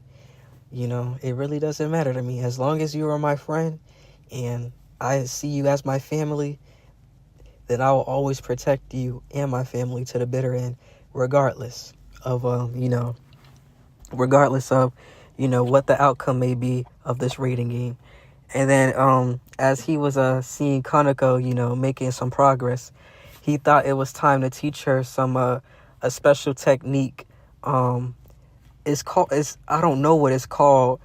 I think it's called geo something. It's basically, you already know when Mori points to his head, and then he presses down on his index finger, right? And it gives him a power boost, basically. So he tells Kaneko that, if just in case if the rating game gets too hectic and she finds herself in a pickle, if all options are exhausted, I want you to learn this. Think of it as a trump card that you have now. So basically, it's he said it's a technique that I learned, that my grandfather taught me, pressure points martial arts, and this one specifically enhances the person that uses this technique's physical strength and stats 8 times over. But the fallback of this is that there's a side effect called a rebound, where after the effects of the limiter removal that you do wears off, the user will feel unimaginable bearable pain. And then that's when Mori says, this is also my trump card, but the amount of times that I can use it, I won't tell. But he says that, but I will teach you this, so I want you to do exactly how I do it. And so that's when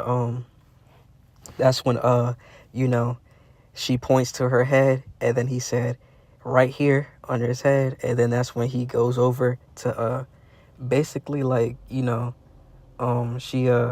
she points, he guides her hand to her head, and then he positions it. Oh, I keep stuttering, man, my bad. He positions it on her head, and then he said, now put your thumb down when you're ready. And so as she puts her thumbs down, her vision increased, strength increased, speed increased, everything, her overall stats increased, as she was like, wow, I never felt so much power. As she didn't know that her body had such limiters on it. And so that's when she was like, I'm ready to fight now, Mori. And then that's when Mori was like, yes. He was like, okay, he was like, now we're really making progress. He was like, but remember, you only have 2 minutes. I think it's 2 minutes. I think it's like 2 or 3 minutes. But for plot's sakes, I'm gonna say Kaneko's is like 3 minutes, and Mori's is like 4 to 5 minutes. If it's like he's on adrenaline high, it's like 9 to 10 minutes. But for plot's sake, I'm gonna say 5 minutes. And then he was like, since it's your first time, I remember it was 3 minutes. So if it was 3 minutes for me, you only have 3 minutes. So let's go all out. And then they begin to go all out. I'm telling you, Mori's not holding his punches back. She's barely not feeling the pain, as she was like, don't hold back against me, Mori. And then they begin to clash and fight. And then that's when Kaneko was able to start reading the moves and actually learning the basis of renewal taekwondo, as she was able to start matching Mori's kicks, but Mori is still not going all out. He's just making her sharp, iron sharpens iron. So she's basically sharpening herself. And then that's when they go back and forth, kick for kick, punch for punch, block for block. And then as the 30-second mark reaches, Kaneko's starting to feel her power slip, but she's still going. And then as it's like 10 seconds, 9 seconds, 8, she punches Mori in the jaw one good time, and he flies back, and Kaneko was still, off the high of, feeling all that power and not feeling pain. And then that's when she said, Mori, hit me with your best shot. I'm going all out. And then that's when her energy begins to rise. And so it's like 4, 3, 2.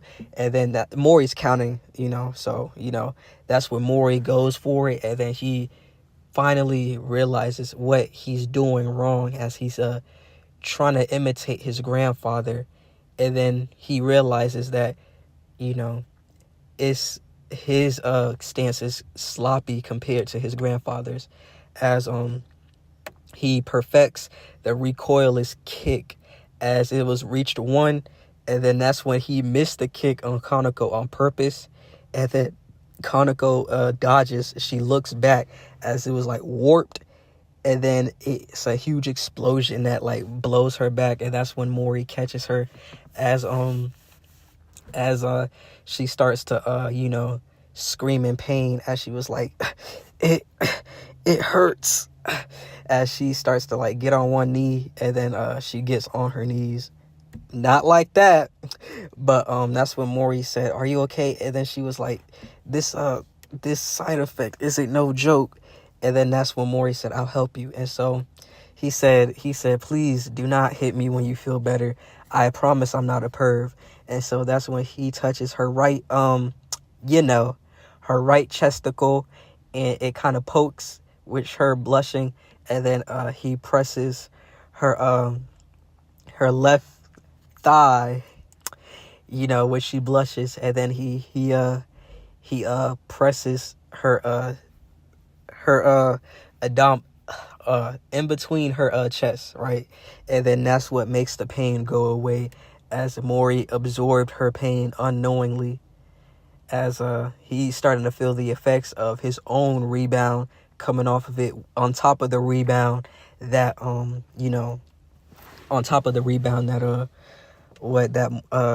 Kaneko was feeling, as she is basically healed now, but she got sleepy from it.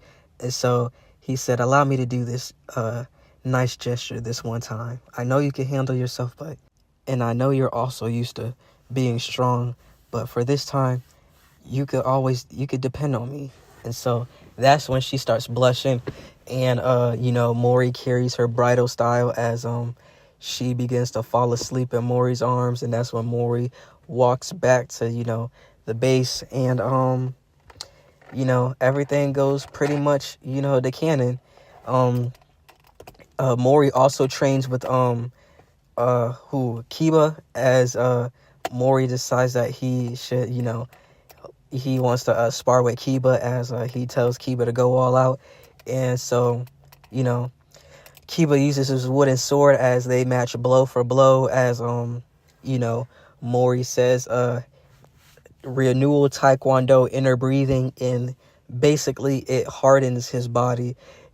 I know renewal taekwondo probably does that. It probably does harden your body, so I wouldn't even be surprised. So as he does that, he was punching the wooden sword, as it really doesn't have any effect on him, because Mori hit way harder things than the wooden sword. But I'm gonna say that for plot's sake, because we both know he can hit way harder material. He has beat a god that's body is basically invulnerable. But he spars with Kiba, as after they finish sparring, he trains with Issei, and then that's when that's when Mori tells Issei to spar with Kiba, as they begin to spar, and Issei is actually keeping up with Kiba's movements, as Issei's remembering the training that he did with Mori, and how if he was Mori's training put him through hell, so he expect to at least keep up with Kiba, or get something out of that training, with Issei still dodging and still getting hit by Kiba. And that's when that's when Rias tells Kiba to hold off on it, but that's when that's when Mori said no, he's doing good, he works better under pressure. And so that's when Rias said use your booster gear, and then that's when Issei was able to summon it, and then that's when he kept saying and then that's when hold on, let me get my words together. Okay, that's when Mori was like, he said boost it to the max, like you shown me. And then he said, and remember what we talked about, remember the water, concentrate your power like it's water, and then when you're ready to let it go, full burst of stream. And so that's what Issei did. He kept boosting and boosting and boosting, and then when it was at maximum capacity, he concentrated it, and it was like a little small red orb. And then that's when Issei was like, oh, I did this much training, busted my ass for all that. And then he was like, and then he was kind of unhopeful at first. And then that's when Mori was like, there's more to that, release it all now. And then that's when Kiba started rushing towards Issei, and then that's when Issei said, damn it all. And so he punched the beam, and Kiba was able to dodge the beam in a nick of time, as that shit damn near split the mountain. And then that's when Mori was like, wow, he was in awe. And then Rias was in awe too, along with everybody else. And then that's when Rias said, see how far you came, Issei, that small progress, and you were able to do that. Now imagine if you train like that, how strong you would be. And then that's when Issei was getting pumped up. And then that's when he said he needs to come up with the signature move. And then, everything pretty much goes to canon in that way, how he was able to develop a technique to blow women's clothes off, And so after that, everything begins to, die down. They had a good time. Kaneko is taking more of a liking to Mori, and Mori finds her interesting too. And so, that's when Kaneko decided to know Mori more, as she begins to talk to him. And she also stated that once they got back, after they finished their training, she's moving in to the Issei slash Mori estate, and then that's when Issei was like, I never really expected this from you, Kaneko. And then that's when Mori was like, yeah, are you coming to sleep with Issei? Because Asuya and Rias do it. So are you coming in there to sleep with him? And then that's when Kaneko was like, I don't want to be with that pervert. I came for you. I want to stay with you for now. And then that's what Mori was like, huh? What? He was like, me? He was like, what did I do? He was like, she was like, you are just a very good friend, and, I feel more comfortable staying with you instead of that perv. And then that's when Issei was like, hey, I'm not just a perv, I have more to my manly charms than just me liking the double D's all the time. And then that's when Kaneko hits Issei upside the head. But, with that being said, everything, goes to canon, which, they come back home, and Issei is, kind of restless. And then that's when he pays a visit to Mori, and he tells Mori, he walks in on Mori because, Mori will still be up around this time. But he walks in and sees Kaneko curled up on Mori, with Mori just like, chilled and laid back as, Mori wakes up hearing the door slide open. And then he was like, he woke up, and he said that, he was like, what are you doing here, Issei? He was like, you can't sleep, can you? And then Issei was like, how did you know? He was like, shh, you don't want to wake up Kaneko. She will probably kill you if you wake her up. And then Issei was like, yeah, you're probably right. He was like, hold on, let me just get up real quick. And, Mori was able to like slide out there smooth, like he on some Sly Cooper shit. And, they go out to the front of the, dojo slash estate to talk. And then that's when, Issei, was, how many times am I going to keep saying, he basically expresses his, concerns and his anxiety about this rating game, because it's his first rating game, and he just wants to be able to do perfect and be strong. And then that's when Mori said, he has a secret to confess, and he was like, Asuya's healing didn't heal him all the way, since he's experiencing this new trump card he taught Kaneko, and he used it himself, so he's bearing the backlash of both of those at the same time, and his body is in extreme pain. But he was able to like, kind of heal his own body to a certain extent. But the effects of the limiter removal is starting to wear off a little bit, but his body is still in pain. And then that's when he tells Issei about the limiter removal. He was like, the limiter removal is a very good trump card, but the side effects makes it way too dangerous. And in your state, you only could probably do it for, you can use it, but you'll only probably be able to use it for 2 minutes. Or maybe, he was like, since you were able, 2 minutes, he was like, since you underwent through training and, sufficient enough training, you should be able to sustain it for 2 minutes. But the rebound of it might critically injure him. And so he was like, don't do it now. He said, don't do it now. Don't do it now. So basically, he tells Issei that, we can't control the outcome.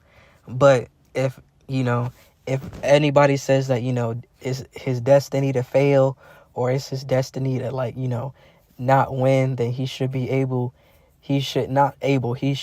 to change that, and he should want a better outcome.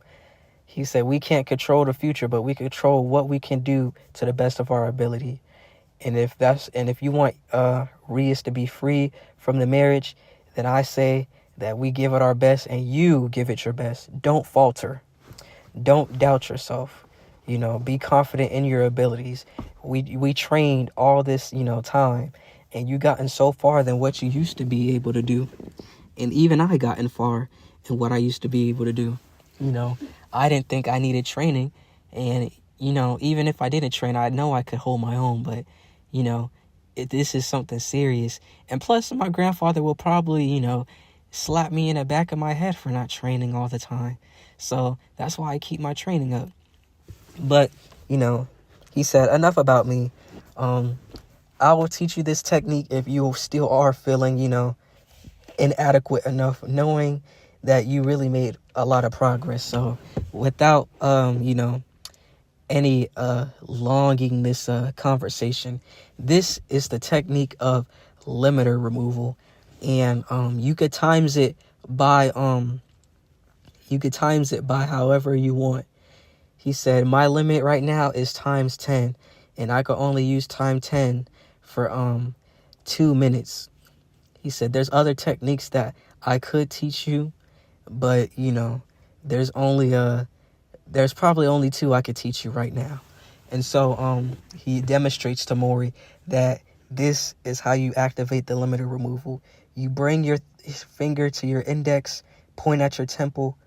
You bring your finger to your, you know, to your temple of your head, and then you point with your index finger touching your head, and then you press your thumb down on your index finger as he said that after you do that, your physical limiter should be off, and you'll get a power boost, a very good power boost. Like, you know, you'll feel like you'll be able to, like, do anything. It empowers you by 8 times, but the rebound is very dangerous. And if you go over the limit that you could possibly take, while the trade-off is good, you could potentially kill yourself with that limiter removal. So it's best that you tread carefully about it. And so that's when Issei was like, whoa, incredible. And then that's when Mori was like, remember, when in doubt, if you feel like everything isn't going right, and this is the last thing you can do, use it. But don't use it off the bat, because you'll be setting yourself up for failure. And then that's when Issei was like, right. He was like, thank you, Mori. He was like, don't thank me, man. He was like, we're all a part of the same team. He was like, and better yet, you're my brother. He was like, despite your pervish antics, you will always be my brother. We were childhood friends after all. And we were basically raised around the same house/neighborhood, since my grandfather owns most of this estate that your parents live in. So you were my brother. And then that's when they fist bump. And then that's when, you know, it was like, you know, a painted picture of them fist bumping. And now, what y'all all been waiting for, you know, that's when the next day comes. Mori, Issei, motherfucking Asya, I was about to say Asuna, Asya, Rias, Kiba, motherfucking Kaneko, Akano, and Rias. I think I probably said her name already.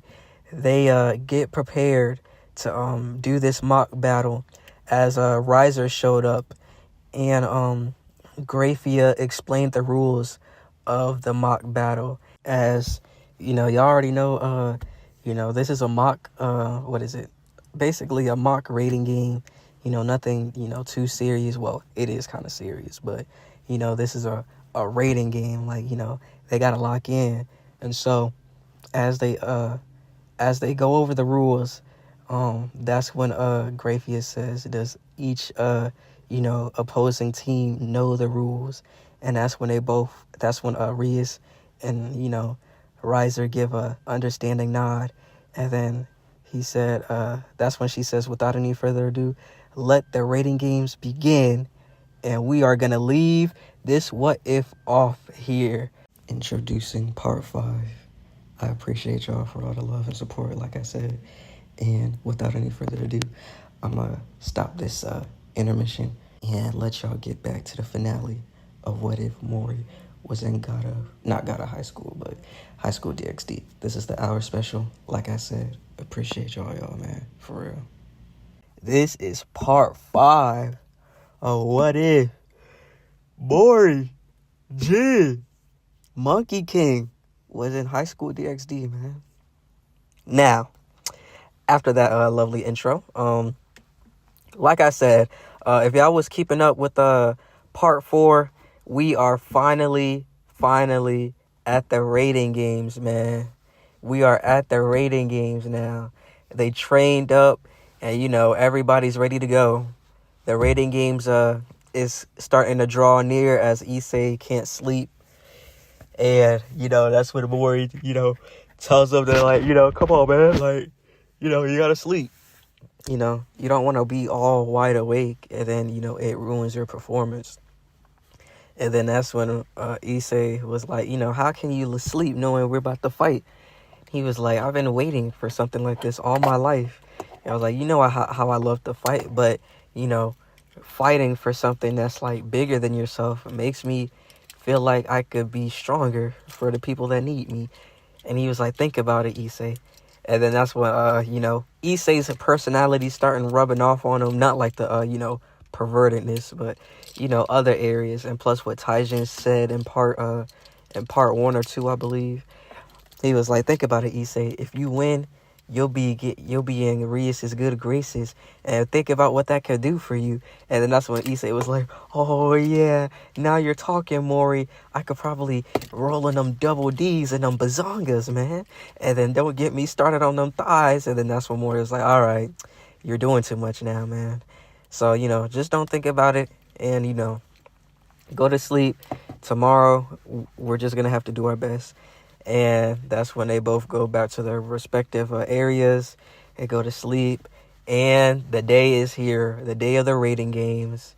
And so that's when Sona, Satiri, and Tsubaki come, and they tell them that they set up the space for this rating game, as Sona and Tsubaki were gonna be spectating along with Grafia. And so we're gonna skip time skip where they walk into the like alternate dimension where it's like the same school and stuff, but it's like in a different dimension. So like the school itself is actually not affected. It's just like in a different dimension. How the rating games usually are. And so with that being said, basically everything pretty much goes to canon. How they begin to fight, and that's when Rias and Asuna stay back. They come up with the game plan. How everything is like originally in the canon. They stay back while Kaneko and Issei take charge and go take care of the rooks along with the pawns and stuff. And then that's when Kiba basically goes off on his own, since he could pretty much hold his own. Like, he's no slouch.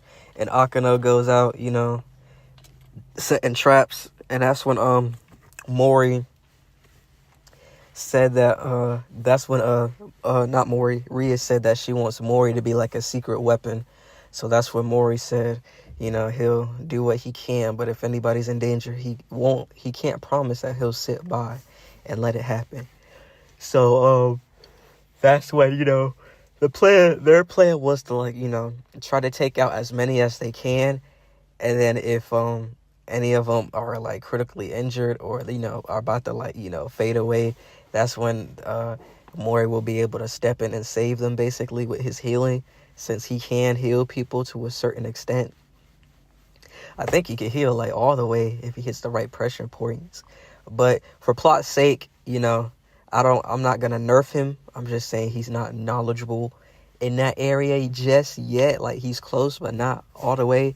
So he's a secret weapon, and that's when he was like, all right, as he goes out and then runs to a certain on a rooftop of the school, and then he meditates as he begins to he basically just starts meditating and getting his energy right, as wind starts to swirl around him and meditating. So he's like basically listening and hearing what's going on.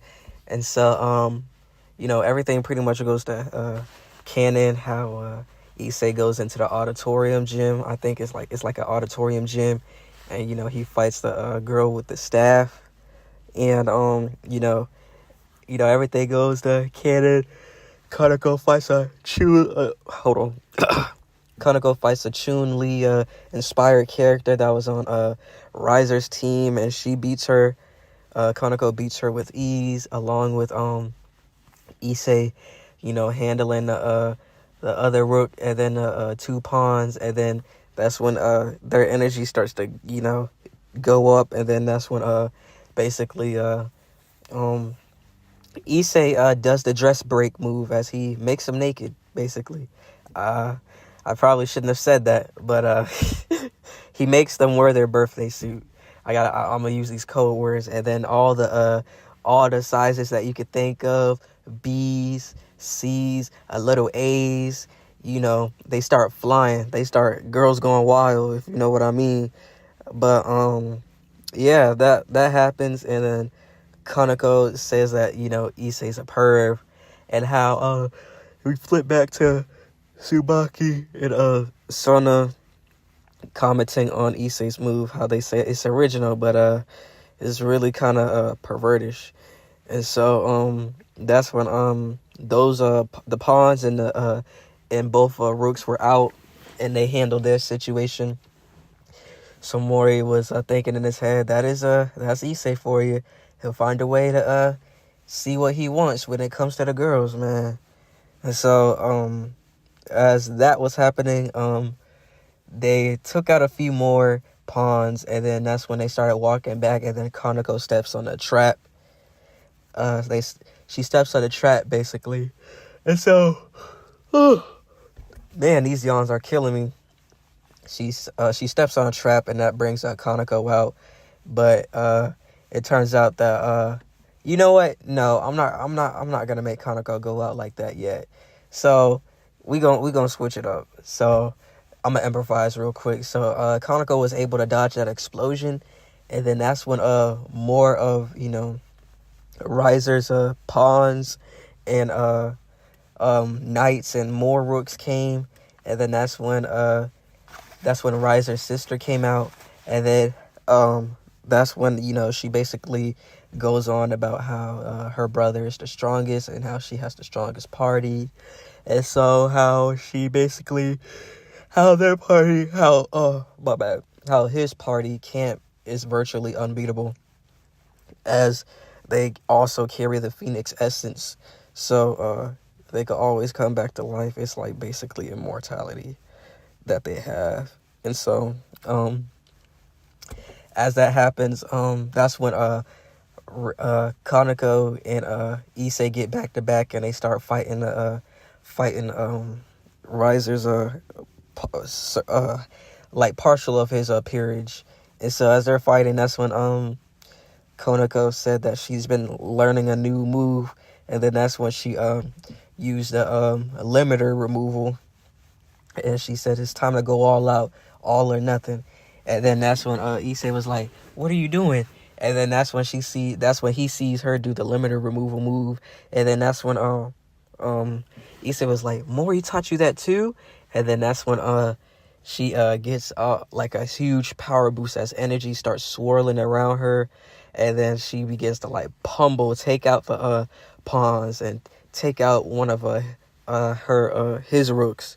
And so which leaves the knights and another rook and I think it's the queen. I think it's a queen that the girl that he was filling up on. I don't know her name, but as that was happening, she didn't. That's when a queen takes Kaneko out, which she was dodging her moves. But then that's when one of the pawns decide to like jump in, and Kaneko kicked the shit out of her in her renewal taekwondo stance that she took up.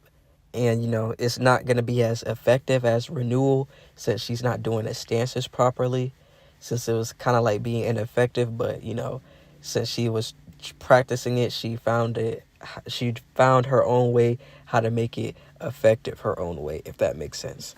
And so she takes out the pawn, but then she gets hit by a stray blast, and as she was getting back up like it was nothing, that's when the rebound hit.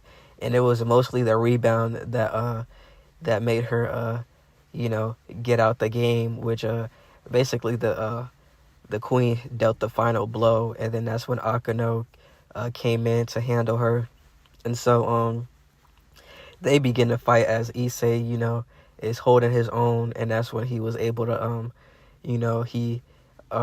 he power boost himself, and then he touched that girl that was fighting him with that metal eye patch thing, and he did a dress break on her, as cannon, and then he uses a dragon shot and blows her to smithereens. And so that's when more people start to come, and then that's when Issei told the Drag to he needs more power, that he needs it now, that he needs to be strong, and he needs to let his emotions be the power that drives his the drive for his power. And then that's when he reaches his second liberation, and then that's when he gets a huge power boost. And then that's when Issei says use sword rebirth on in Issei's direction, and that's when Kiba said, all right, here goes nothing, sword rebirth. And so that's when he stabs the sword into the ground, and then a bunch of swords come up, and then that's when Issei was able to absorb it, and he punched the ground, amplifying Kiba's move, basically taking out most of his pawns and rooks, right? But that's when Kiba got eliminated, because they use tears of immortality. And then that's when Akano got eliminated, because she used the tears of immortality. Akano's opponent used the tears of immortality too. And so that's when Rising Sister went on about gave a whole autobiography on how they were allowed to use it twice. And since they weren't they're pretty new to the rules, so I would say that it kind of wasn't fair. It wasn't fair to the beginning, because they kind of didn't realize that they could use that. They could use the they could use the tears of immortality, basically. So but I digress. So that happens, and then that's when Issei runs and asks if he could be promoted to queen, as Ravel's risers. I think her name's Ravel. Yeah, Ravel says that she wasn't finished laughing, and he can't just run off like that. That's when Rias was able to sneak out, and she as that was happening, she went on a roof, and that's when Riser showed up, and they were about to face off with Issei doing what he had to do. And so he goes inside, promotes himself to queen, and he starts running up to where Reese is at. And then that's when Mori awakens. That's when Mori, not Monkey King awaken. That's when he says, okay, cracks his neck, stretches. He said, I think it's about time to make myself known. And so that's when Mori jumps on top of the fence that's on the roof, and he jumps off the fence, and then lands in the middle of the arena where Riser and Rias, along with Issei, just getting up there, and surrounding that is some of Riser's team that came back to life, right? And so that's when Mori said, it seems like you forgot all about me, huh? Well, now that I'm here, we're definitely going to win now. And then that's when Rias is like, Mori, I didn't tell you to come out yet. And he was like, I know you didn't, but we're kind of in a losing situation. And so I don't want to sit back while everybody else gives their all. And so that's when one of Riser's martial art pawns decide to fight Mori, but they get utterly destroyed as he does the Renewal Taekwondo 3-ho choke kick, right? The three kicks, the 3 triple kicks, and they utterly get bodied as she gets unconscious, and then that's when the announcer says that Riser's pawns have been eliminated, as he beat both of them at the same time. So after that happens, that's when one of the rooks that was a sword fighter comes and swings that giant sword, and that's when Mori used his pressure point style, as he pointed at the sword, and he said that pressure point style iron finger, basically, and shattered the sword into pieces. And then that's when he used the renewal taekwondo Mach punch, and punching her at Mach speed, basically, and all you see is like sound waves, and then she just gets obliterated, and then that takes care of that. And then that's when Rias decides to shoot shoot like energy blast at Riser, and he takes it head on, but his healing factor is like basically so great that it's really not doing anything. As he does say that it does sting him a little bit, but it's ultimately futile. As that's when Riser's queen begins to fight Rias and Asuna, with Asia being able to heal her using Twilight Healing. And so that's when Ravel also states that Rias's bishop has Twilight Healing, so it's kind of like the same thing. And then that's when Riser's sister begins to watch Mori, as Issei took one of the queen's blasts head on. And that's when Rias was getting worried about Issei, and because he was starting to get pummeled by Riser, as Issei kept saying that he'll never give up. And as Riser was about to punch him again, that's when Mori basically blitzed up there and grabbed he pulled Issei back, paying homage to Gata High School, how he was that dude was about to get hit, and he pulled Issei's shirt back. And that's when Issei was like, Mori, I could have handled it. You didn't need to save me. He was like, you did good, Mori. He was like, I just need you to rest for a little bit. And no, why did I say you did good, Mori? He said, you did good, Issei. He said, now it's time for you to, give me your burden. And then that's when that's when Mori pressure pointed Issei, and he started feeling better. But he started, so Mori healed him, but he immobilized him because he didn't want him to get back into the fight, because the pressure point healing does so much. And so that's when Issei was like, damn, I feel better already, but why can't I move? He was like, he was like, if I healed you for no reason, it would be kind of, distasteful if you just ruined your body again. He was like, in a way I pressure pointed you, you need to rest. He said, so just let me do this one time. And then he, touched, basically he slapped Issei. He put his hand on Issei's head, and then he basically took all the pain out that he was feeling. And then that's when Riser was like, so you try to fight me, it's gonna end the same. He was like, I'm basically immortal, you can't beat me. And so that's when Mori was like, beating you? Who said anything about beating you? As that's when Riser tried to punch Mori, but that's when Mori dodged. And then that's when Mori palmed him in his chest. And then as he palmed him in the chest, he released the pain, as he said, renewal taekwondo transference. And then that's when the pain that he inflicted, that the pain that basically Mori felt through all his battle, right? His battle and up to now, that's what Riser's feeling. And so Riser started, screaming and then trying to keep it together, but he started coughing up blood a little. And then he was like, what is this move? And then Mori was like, it's a special move that I developed where I could take the pain that people feel and transfer it to others.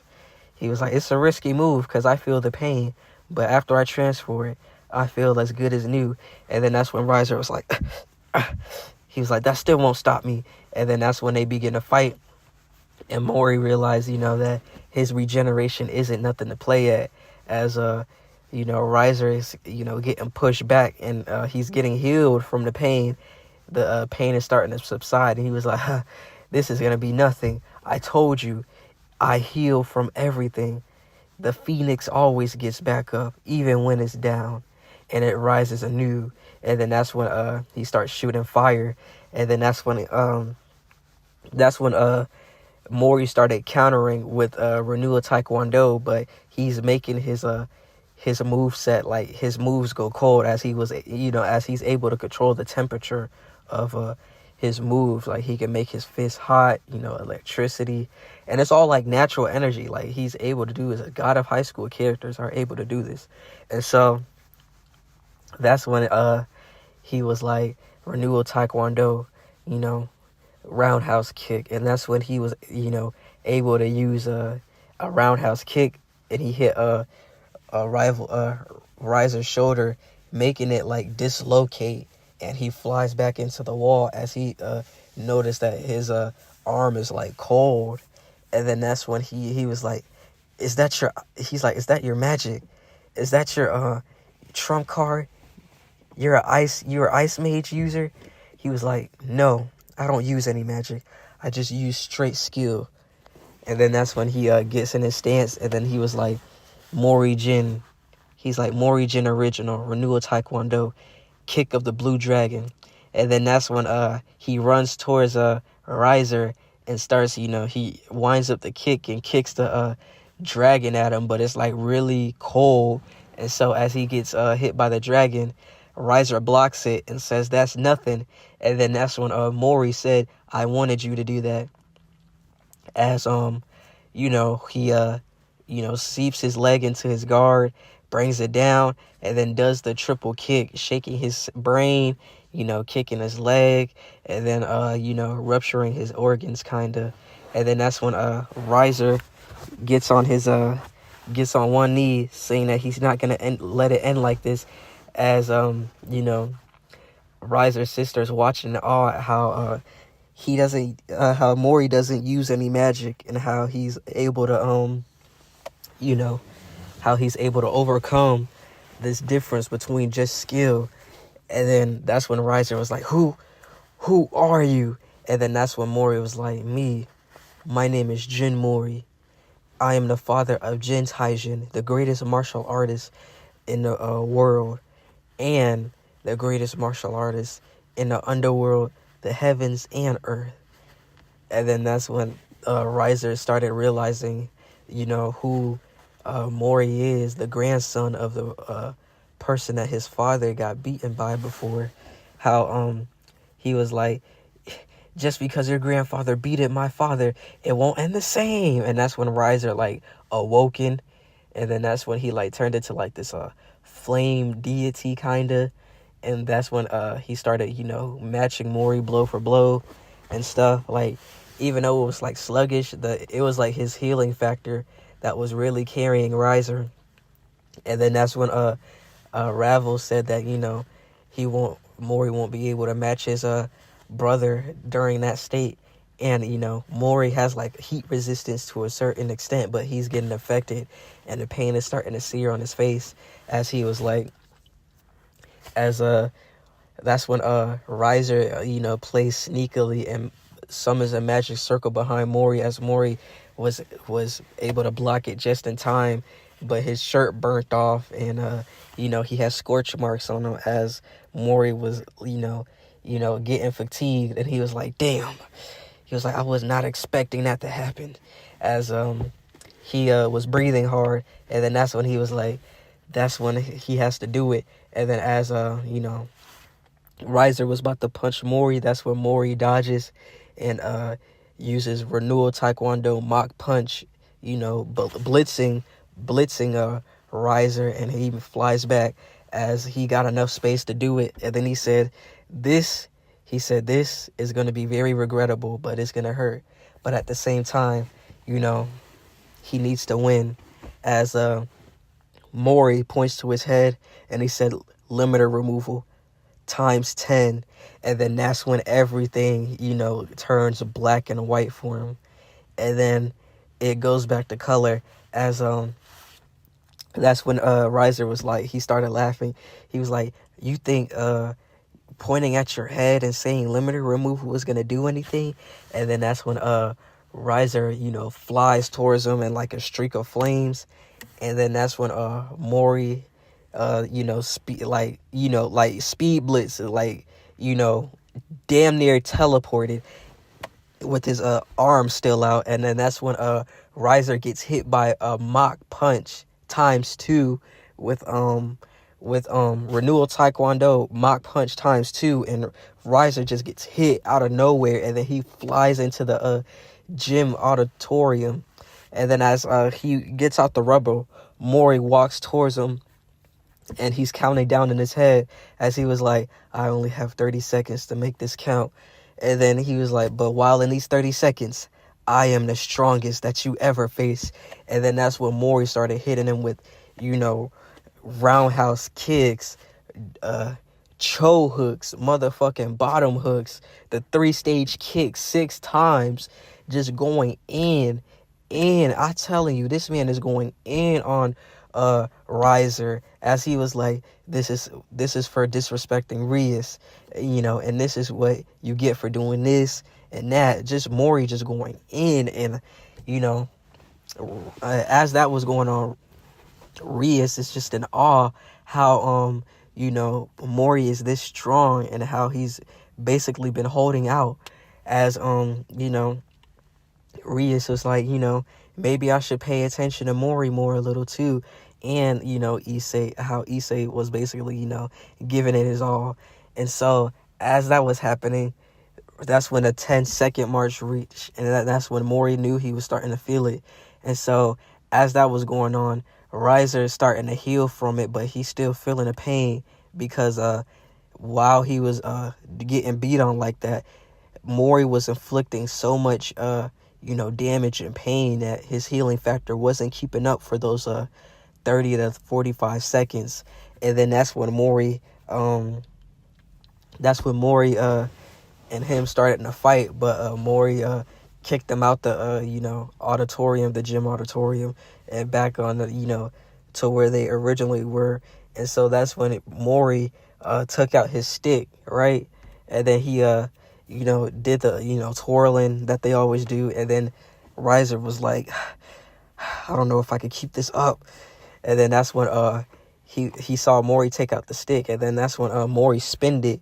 And then he said, Mori Jin original, kick of the blue dragon. But he balanced the staff on his foot, and then using the last 2 seconds, he bolted that shit. He kicked the shit out that shit, and it impaled the queen, Riser's queen. Like, and then after it impaled her, like, it was just a huge blast of air that knocked Rias and Asia off the roof. But when they had their wings, they both caught themselves with Issei catching himself with his wings just in time. But he's starting to feel the effects of his mobility. He's regaining his mobility, right? And so as Issei was slowly getting up, that's when Mori just sat there, stood up. He paused standing up, and then he was unconscious. Mori was unconscious standing up, as he was just standing there with the most menacing look on his face, but he's unconscious. And then that's when he snaps back into consciousness, and then he falls down as he started screaming in pain. And then he was like, as the rebound is starting to set in, because he went times 10. And so he was reeling in from it. And then that's when Riser took advantage. But then that's when Issei came in clutch and saved the day, as Mori was like, do it, Issei. He said, I weakened him, now you finish it. because like we both know, like, you know, Mori really could have beaten Riser, but I gotta give, you know, Issei some shine too. So you know, as I was saying, as that was happening, he was like, use what you learned, do it. And then even though Issei didn't have all his energy back, he was still, you know, healed enough to be able to move and fight. And that's when Issei does it. He does his limiter removal, and then that's when he said, Drake, he said, Red Dragon, you know, give me the power needed to beat him. And then that's when you know, he does Drake does a major boost, right? And so that's when Issei starts getting all this energy swirling around him. And then he was like, and then that's when Riser was like, even if you do that, it still won't be enough. And so that's when Issei was concentrating all his energy. And so that's when Mori said, instead of doing it in a dragon shot, try doing it in a dragon fist style. And then that's when Mori says, remember that secret training I taught you. And then Issei flashed back to where he was practicing his dragon shots. And so that's when Mori said, instead of using it into like a condensed ball, absorb it and then punch. As Mori tried to do what as Issei did what Mori said, and he got way better results out of it. And so that's when we come back to the present with Issei, you know, gathering all that energy up, and it was like a pretty decent sized spear. But we all know that the little spear is like, you know, basically like, you know, child's play, but that decent sized spear was something. And so that's when Issei was like, here it goes. And then that's when he absorbed the energy into the sacred gear gauntlet, basically. And then that's when Issei, you know, cocks his fist back as he was like, he said Issei special move, dragon fist. You know, no Dragon Ball Z copyrighted intended, but you know, that's pretty much how it goes. And plus, Goku really don't even use that move. So anyway, as I was saying, he collides, attacks with Riser, and that's when the punch hits and connects, and then that's when the energy blasts out with almost cracking the dimension that they were in, and Riser has been defeated, meaning that Rias has won her first rating game. And that's when Sir Zetchus and Graphia come out of the spectating room that they were secretly in. Well, Sir Zetchus was in, and then that's when Sir Zetchus said, you know, he congratulated his little sister and how she won her first rating game and she got out of her marriage, and he was happy for her. And then that's when you know, that's when Asuya went to go heal Mori, and then that's when Mori was conscious and he's starting to feel a little better, but he was telling Asuya that, you know, he doesn't want him to heal her all the way, as he wants to, like, you know, be in his rebound state, so he'll be able to, like, you know, be able to take more rebounds. And so, you know, as that was happening, everything pretty much goes to canon after they win. Rias and Issei, you know, have a happy ending on season 1 together. And you know, that's when Rias thanks Issei and she actually kisses him. And then that's when you know, they have a huge celebration and party for winning. And so he was like, Rias was like, thank you, Issei, and you, Mori, thank you too, Mori. And then that's when you know, everybody begins to thank Mori and Issei, how they were basically the MVPs, with Mori giving Issei a chance to do what he started and finish the fight. And so basically after that, you know, there was a party at Issei's house and stuff, and then that's when Kiba saw that holy sword, and then that's when Mori noticed that something was off with Kiba. And then that's when Mori asked, hey Kiba, everything's okay? Kiba was like, yeah, why you ask, man? And then that's when Mori was like, I noticed you've been looking at that sword weird.